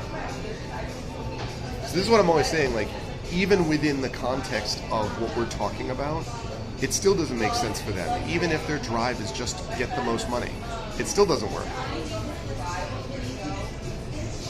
Right. But this is the thing, though. They look at the short-term bottom line, right?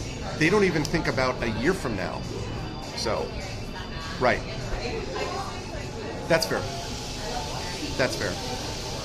Yes, in fact, there is a company called Fatbot Games, which have sponsored ArfCon for the last few years, and the guy who's the head of that is Tibor Repta, and a little birdie told me that their new project is going to get a major release date and release trailer and all that coming soon, TM. So if you are interested in that kind of thing, and I will say that their game that they're making is related to a genre we were discussing earlier today. Yes. I have been directly contacted by them because they wanted me to sort of forward this info on, and I will do so. So yeah.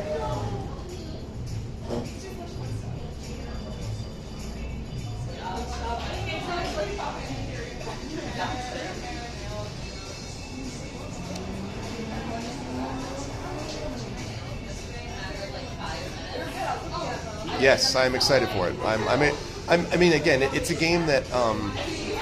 Well, no, I don't want to give anything away. About my own connection to it, but I do not have any personal connection to it. But I mean, in terms of my interest level or not, I don't want to give anything away by saying what I feel about it one way or the other. But I really like the company as a whole. Yeah. But I really like the company. So yeah. Although while we're on the subject, listen, if anyone out there wants to, I am the lead writer for Chosen Heart, but that's a very, very slow process video game, so you know. Liking Company is a rare case. It's true. There are some, but you definitely have to do a little bit of searching to find them. I would agree that Owlcat is up there as a very good one. I really like Tin Man games. Tin Man has done good work for a long time. Nomad, that does the Talisman games, has been great for a long time. I like Harebrained Schemes quite a bit, although Harebrained is a little scattered, so... But everybody has like, one or two companies that they're like, this is really good, So...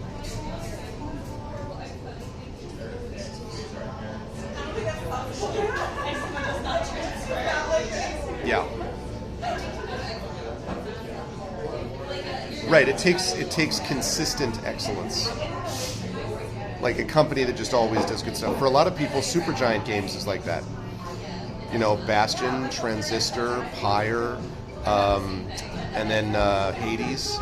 And those games, I still think Bastion is easily the best. But that's a company that produces pretty genuinely, steadily good work. Respawn has done very good stuff for the most part. So, yeah. Activision. No, I'm just kidding. Electronic Arts. Who's with me? One of the best publishers, right? Tremendous.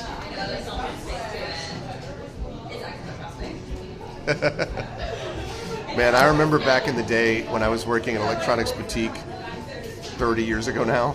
Is that right? When did I leave there? My last day was 2002, so no, not quite that long, thank God. 22 years. Closing in on 23 years, actually. But when I left there 23 years ago, Activision was the sum of all fears. There was a time when Activision was like the punchline for bad publishers, and then it became Electronic Arts.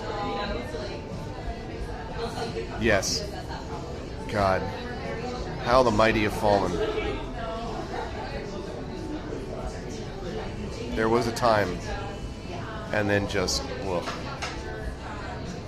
And it's funny too, Electronic Arts is the publisher for Respawn stuff. And yet, Respawn, they kind of left them alone. They didn't make microtransactions. Yeah, no kidding. Or Madden, they're up to like Madden 25, which is just like Madden 17, except with different players. Yep. Yep. The sports games are the worst. Like, when you actually get a sports game that's a good one, and then they iterate, like, I like the old FIFA, but I think FIFA basically stopped being... FIFA was great back in 07. Like, what new things has FIFA produced as a video game franchise, since then?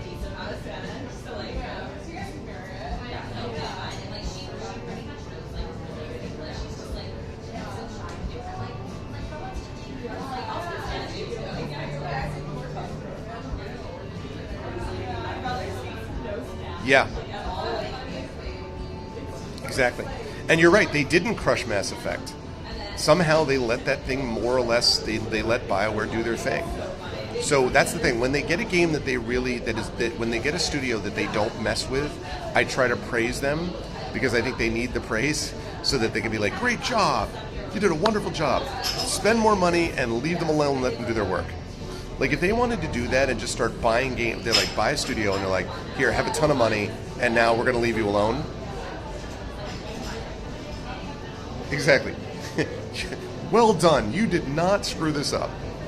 You did not destroy everything you touched as per usual. Let me give you a high five for not being dumb again. But listen. Affirmation, man, that's what they need. Affirmation.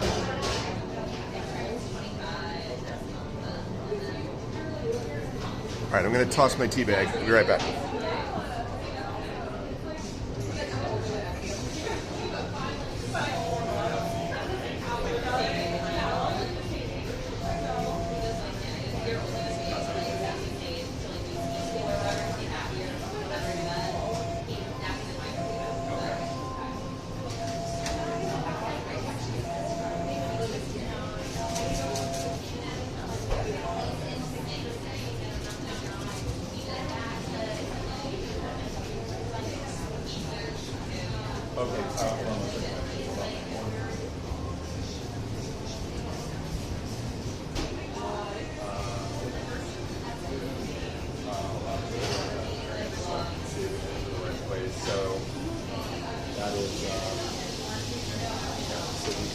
contracts.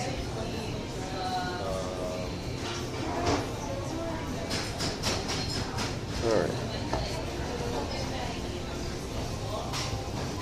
What's the email address? Okay, got our tea.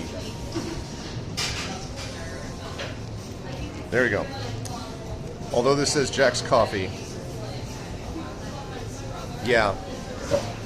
You know what's sad about Ubisoft too? Is that Ubisoft, what's sad about Ubisoft is that they have a very odd sort of, they have an odd system whereby they have a lot of these regional studios. So you've got, Ubisoft Montreal, which is their big one, but they've got Ubisoft Montpellier, they've got Ubisoft Brazil, I think. They've got a bunch of different Ubisofts, right? And I know authors that have gone up to consult with them on different projects.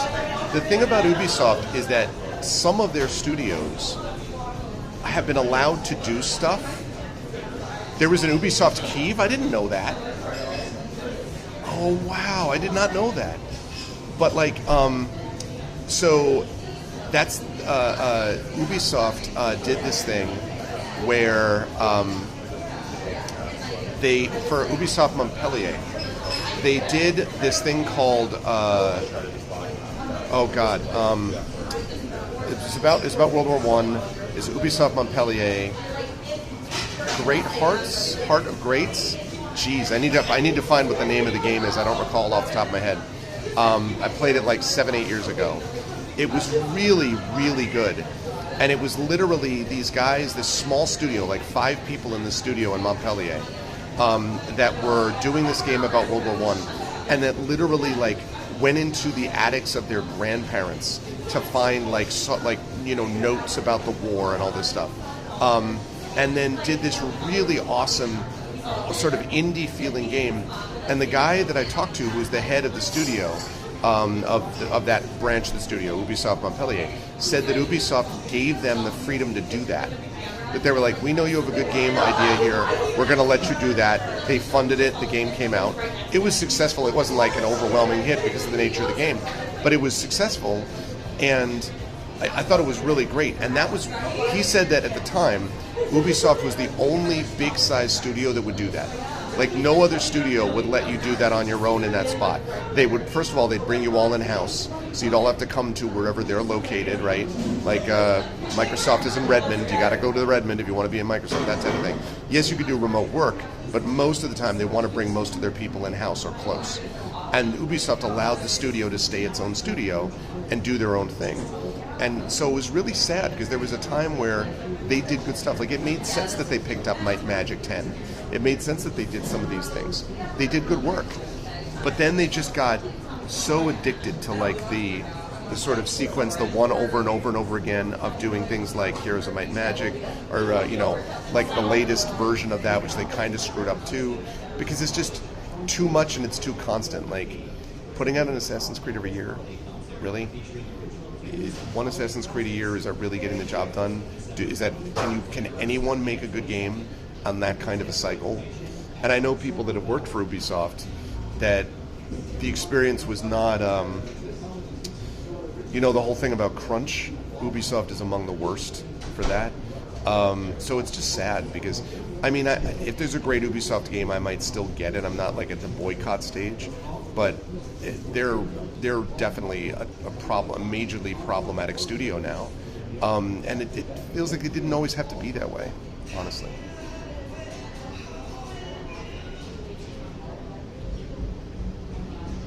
Right. Yeah. Are you specifically talking about the AC engine, imaginary there?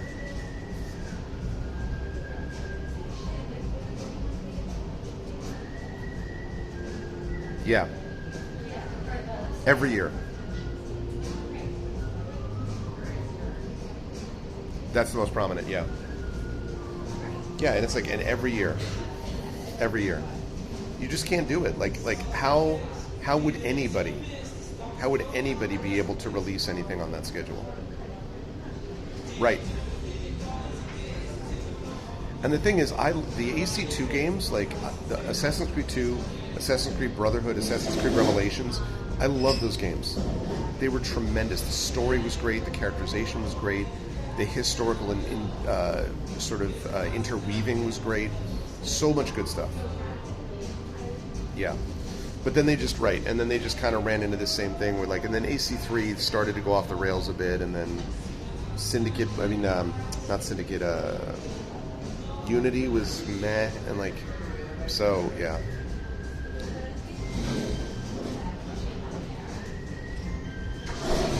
Yep.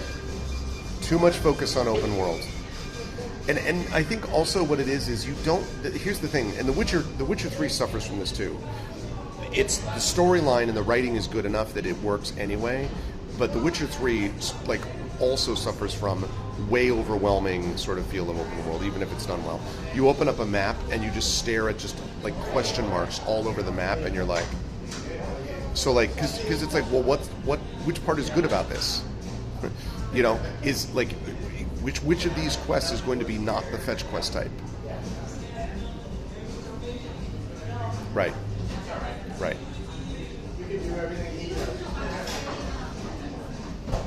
It's just it's sort of like the difference between hand-drawn and procedurally generated. Procedurally generated is not, I tend to get very shaky about that stuff, as opposed to hand-placed stuff. The Legend of Grimrock series, Almost Human, those devs, man, I wish they'd make a Legend of Grimrock 3. Legend of Grimrock 2 was so great, and it was not procedurally generated, it was handmade, and boy did it feel like it. It didn't feel samey, it didn't feel kind of a blob of a dungeon, even though it is a blobber, interestingly. But it was different, it was unusual, precisely because it was hand-placed. So, yeah, it gets formulaic, and that's a problem. Uncharted has a little bit of this problem too. I don't know though. You can have a game in a genre that feels like, oh, I'm playing this kind of game, without taking the next step to say, I'm going to play this game. I'm going to just make the same game. Right? I'm going to make a game within a genre, and I know that I'm playing this kind of game, as opposed to I'm going to make the game, and it's just going to be the same game with the serial numbers filed off as the last game. That's what we were talking about with sports. That's basically what sporting has become. What's the big difference between Madden 25 and Madden 24? The players. But frankly, you could just do a roster download. If you just said to people, listen, pay us $15 and you can have the roster of all new NFL players with their all new NFL stats, 100% people would do that. Everybody would buy that. But they don't want to do that because then they only are getting, $15 times however many millions of copies they sell, as opposed to, let me make you a new game, which is basically the same game with updated rosters. The actual Madden iterations are probably every 5 to 10 years. Certainly not every year. Because you just can't, as we just said, you can't release games on that schedule.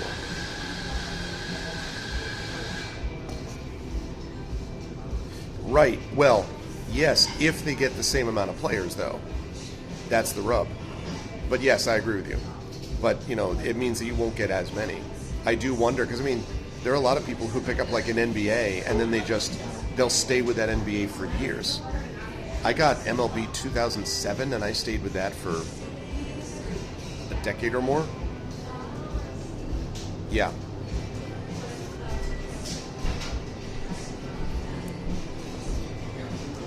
Well, it probably goes back to what we were talking about safety, right? It's safer, I imagine. And, less they have to worry about. So,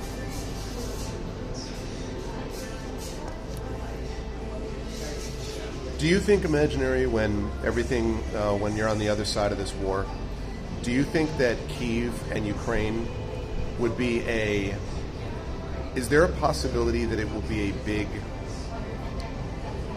creative pool, a sort of touchstone?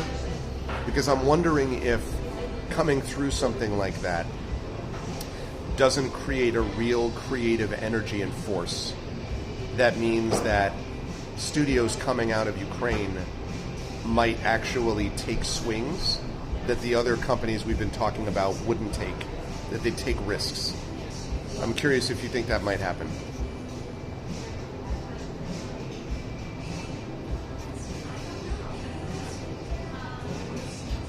No? Well, no. I don't mean about. I didn't mean that. I don't mean wanting to do stuff. No, for sure. I didn't mean that. I don't mean they're going to want to do things about the war.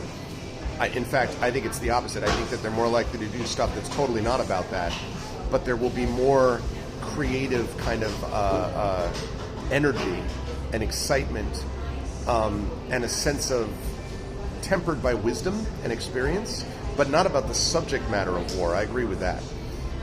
Actually, it's funny, America got out of Vietnam in the mid-'70s, and it wasn't until the mid-'80s with Platoon, when that movie was released in like 86 or something like that, that all of a sudden you started to get this flood of Vietnam movies, like Full Metal Jacket and a bunch of these other ones that are really amazing. And that, I think, a lot of reason was the same thing. The last thing Americans wanted to think about for literally like a decade was the war in Vietnam. Like, they were just like, it had already done so much damage to everybody. So you needed space from it, and then you started coming up with things about it. That might happen. But I was curious about the creative sort of investment, that there's going to be sort of I wonder if there's going to be a creative surge.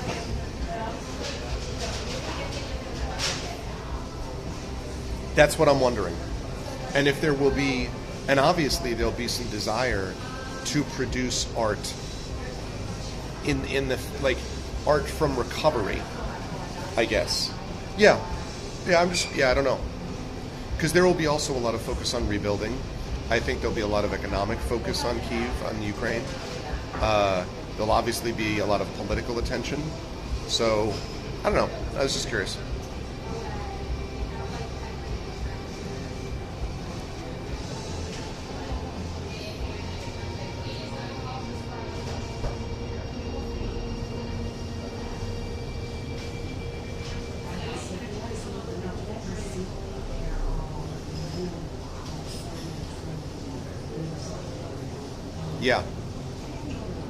Yeah.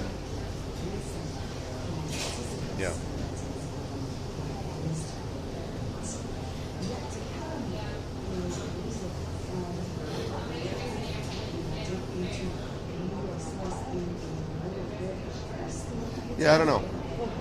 It's going to be because the artistic infrastructure has not been devastated. Like, in other words, like, the society, the culture of the society has not been wiped out in any way. Hey, G Pudding. I am doing well. Happy holidays, G Pudding. I haven't seen you in months. How you been, man? How are you? What's going on with the wiped out society? Not yet, anyway. Well, I know. Hang in there, man. It's still in flux, but it's hard not to see, what has happened within the last 2 weeks in Syria, for example. That's a massive blow to Putin.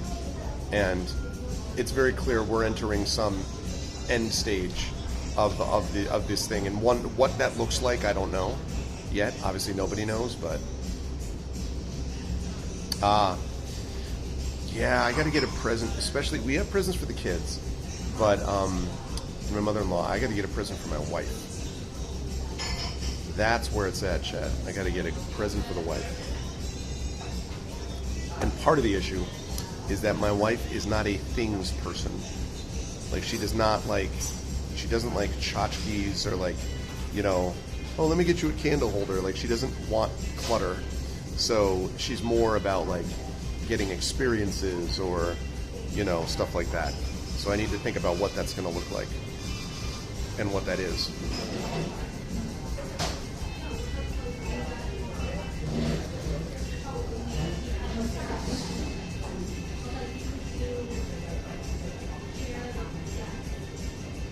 Yes.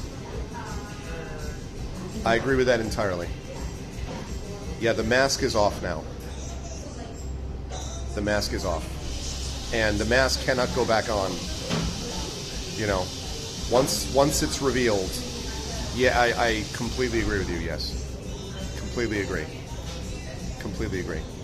And that, I think, is some very hopeful things, despite what has been a pretty lousy year in a lot of ways, you know, geopolitically.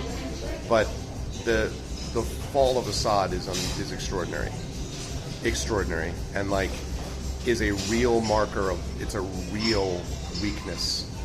Like, that is, I was been listening to some analysts talk about how it's impossible to understate or to overstate what a big deal that is. Like, that's not just, oh, it was like, it's a massive humiliation for Russia. And those poor people, you know, they were emptying, I was seeing several videos of them emptying some of the prisons, and people coming out thinking that Assad's father was still in charge, because they've had no exposure to the outside world for like 3 decades. I just, oh. So anyway, that is very good news, though. Even though, you know, obviously no one's sure what it's going to end up as, and I get all that. Like, it's all very uncertain, but it cannot be a bad thing to get rid of somebody like that. That cannot be a bad thing. So.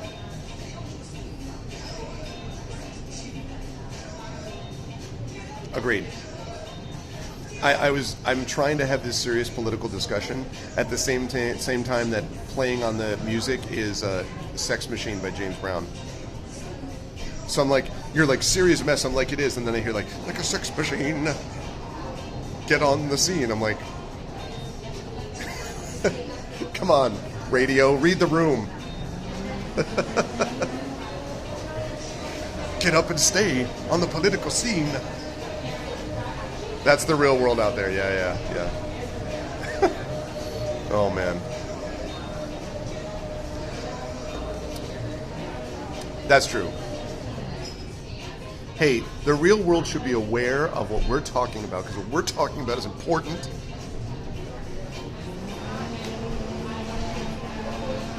That's true. That's true. When radio goes political, yeah, that's... Well, you got that right, imaginary boy. Ain't that the truth?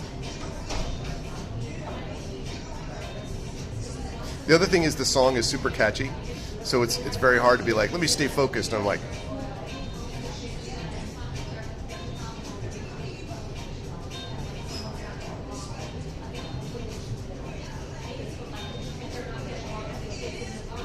nothing wrong with some dancing.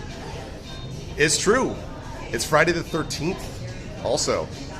It's our Friday the 13th, time. Yeah. I am. I'm going to be picking up my car pretty soon. Yep, Friday the 13th. I'm going to be picking up my car soon. I hope soon, TM. And I'll pick up my daughter. I have some grading to do. I'm going to pick up my daughter, and then we're going to be hanging out with her. Going to see a show tonight with her. Hanging out with some friends of mine online this evening. Tomorrow we're getting our Christmas tree. And then Sunday, more grading. Grading. Monday, I do my finals. And then we have Christmas Carol week. Tuesday coming up, we have the Fighting Fantasy Gamebook Illustration stream at noon Eastern with Tari Tunes. And then at 4 p.m. Eastern on GOG. Hey, what's up, Gary? Yeah, and then it's lucky number 13, exactly. But then we have the Buy the Dice Roll with more of Ghost of Saltmarsh. And then we have Tuesday night, we have a Christmas Carol with our vocalists. Minimum of 6 people for that, possibly up to 8. But we'll have at least 6 actors, not counting me. And then the next day, Wednesday, I get to see my daughter and son in Christmas Carol.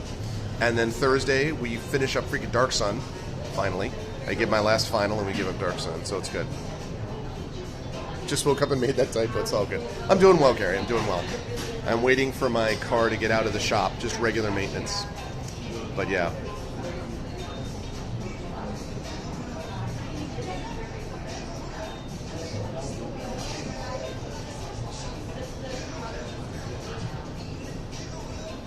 Yeah, more tables need cleaning in that outside cafe.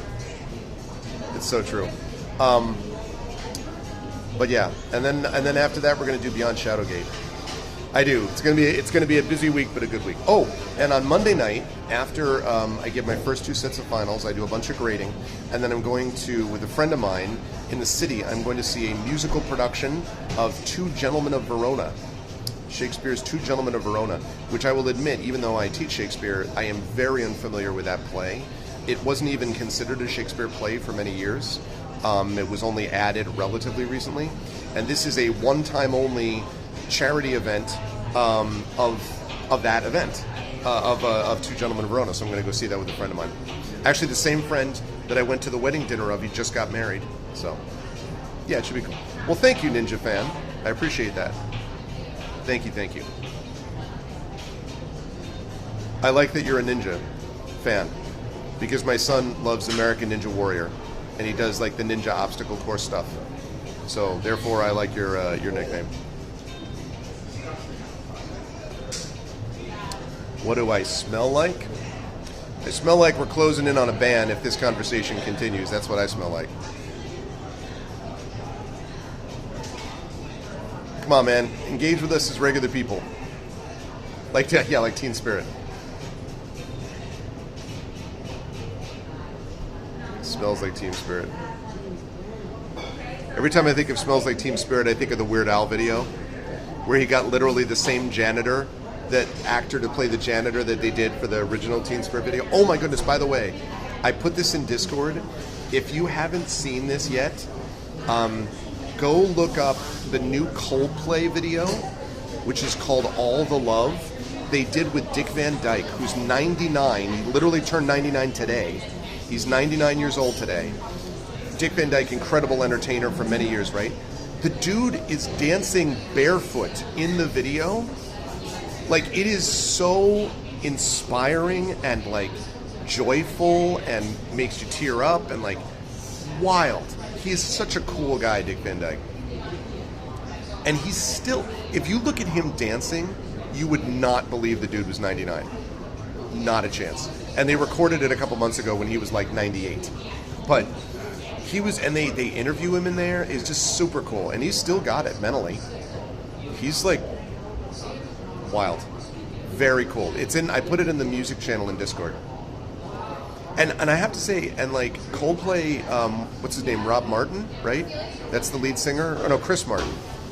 Chris Martin, right? He's the lead singer of Coldplay. Anyway, he wrote a song like at the moment, like Dick Van Dyke asked him to write a song, and he like writes a song on the spot. It was good. I actually thought I like that song.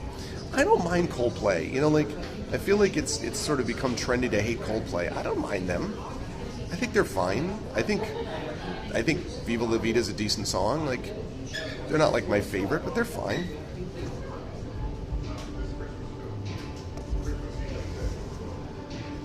I feel like the two bands that it became trendy to hate were Coldplay and Nickelback. And I don't know what to say about either. I mean, I don't really have any opinion about Nickelback, but a lot of people are just like, oh, Nickelback. I'm like, I don't care one way or the other. And Coldplay, I'm like, fine. You know, like I say, not my favorite, but they're fine.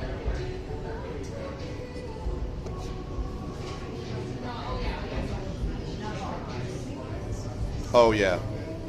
There are definitely some people who go out of their way to hate on a band. Sometimes it's individual artists, like people will hate, like say, I don't know, Taylor Swift.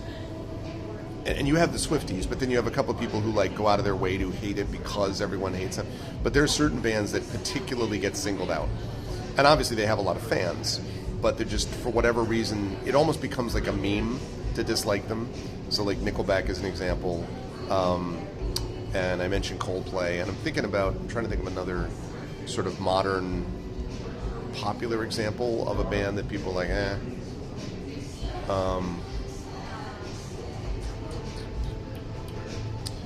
can't remember. There's a little bit of that with Billie Eilish, I guess. But yeah. No, I agree with that for sure. I would rather spend my time liking bands.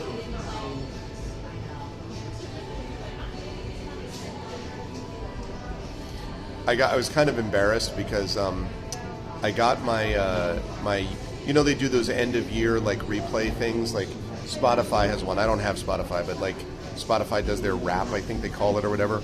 So YouTube, I have YouTube Music Premium because I listen to a lot of music, and they have a recap at the end of the year. So guess what and I know exactly what this came from. I had one favorite artist, like musician, and then I had one favorite band. And the favorite means I played their stuff a lot. Do you know what the two bands are? So anyone have a guess as to what the artist was? You're probably not going to know the artist, but you might know the music that they play.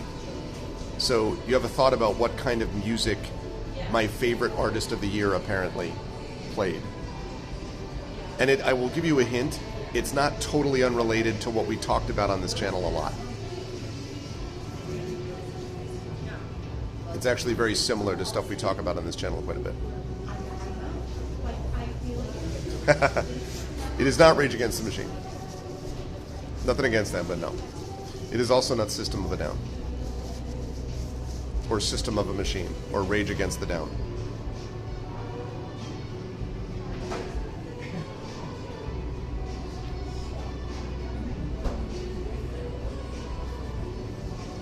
It's Night with the Not Blind Guardian, no. So my favorite artist of the year was a guy named Sam Griffin. And Sam Griffin is part of the Super Guitar Bros, but he has his own channel now. He's a spectacularly good classical guitarist who does video game music, basically. Covers video game music. So my favorite thing that I listened to this past year, was the music from Chrono Cross called Radical Dreamers. And I listened to that on repeat because it was so chill. I love his work. So that did not surprise me. I was like, yes, absolutely. The other one, though, did surprise me, except that I remember why it happened. So I will sometimes go through these kicks where when I'm doing work, I'm grading or I'm writing, I'll start listening to one thing, and I'll, like, if you listen to different kinds of music with different lyrics, that's not great for writing because it means I get distracted listening to the lyrics, because in my own band I write lyrics, right? Like I'm a writer, and so if I'm listening to the lyrics, I'm obviously going to have a hard time writing my own work while I'm listening. So what I do is sometimes I listen to a lot of classical music without words, but other times or classical guitar or video game covers or whatever. But then other times I will listen to a song that I know the lyrics to so well that I sort of tune them out, and it's like it almost is like by doing the repetition, you are helping enhance your kind of writing style. The band I did this with was Oasis. I listened to Champagne Supernova a million times between June and July, and so that's what it put as my main thing. So apparently, I'm in the top 5% of Oasis listeners, and I'm like, Oasis? Like, they're fine, but like, what? Oasis. Sigh. So yes, apparently that was my favorite band last year, was Oasis. Great. Hey, they're about to do a tour. Again, it was like the first one I saw, that was my favorite track, was Radical Dreamers. I'm like, oh yeah, totally, I see that. And then they're like, your favorite artist was Oasis. And I'm like, what? And then I'm like, oh crap. Yeah, I did listen to Champagne Supernova a lot. And Wonderwall. I don't even like Oasis that much. Basically, there's two songs I like. Wonderwall and Champagne Supernova. Oh well. But it was kind of funny. Alright, so I've just gotten the phone call from my dealer, which means that they've got to tell me stuff about my car. So, I am going to get myself ready. Chat, as always, it has been a pleasure. I don't love having my car getting maintenance. It has to happen when it has to happen. But I will say I enjoy Fridays, hanging out and chatting with you folks. So, I hope you enjoyed it today, too. I will see you folks Saturday night for D&D with Infinity and Beyond, Eberron Oracle of War, as we continue Season 5. Then we'll be off until next Tuesday. Remember, next Tuesday, big day. Fighting Fantasy Game Book illustration stream at noon, and then at 4 p.m. Eastern, 4:15 actually, we have D&D with By the Dice Roll with over at GogCom's Twitch channel with more Ghosts of Saltmarsh. And then after that, we are going to have that evening. It was going to be our vocalist with Christmas Carol, starring 6 at least people, if not 8. So it's going to be awesome. Oh, it was fun. It was good talking with you, Imaginary. It was good seeing you, G Pudding. I know Echo was here before. It was good seeing Gary, and I saw some other folks jump in and out during the course of the stream today. So thank you. If you like what you saw, please spread the word. A lot of RPGs in this channel. Very excited about what's coming up towards the end of this month, the holiday show, the Game of the Year show, and of course getting ready for next month. Don't forget to type in next game as well, ! Next game, and vote on that poll so you can tell me what game you would like me to play coming up a week from this Tuesday, because that vote will close on Tuesday. But that's it. I'm going to go find out what my car needs. Much love to everybody. Everybody, please stay safe, stay good. As I always say, everyone be good to each other, and I will see you folks on Saturday evening. So thanks, everyone. Much love. Bye for now.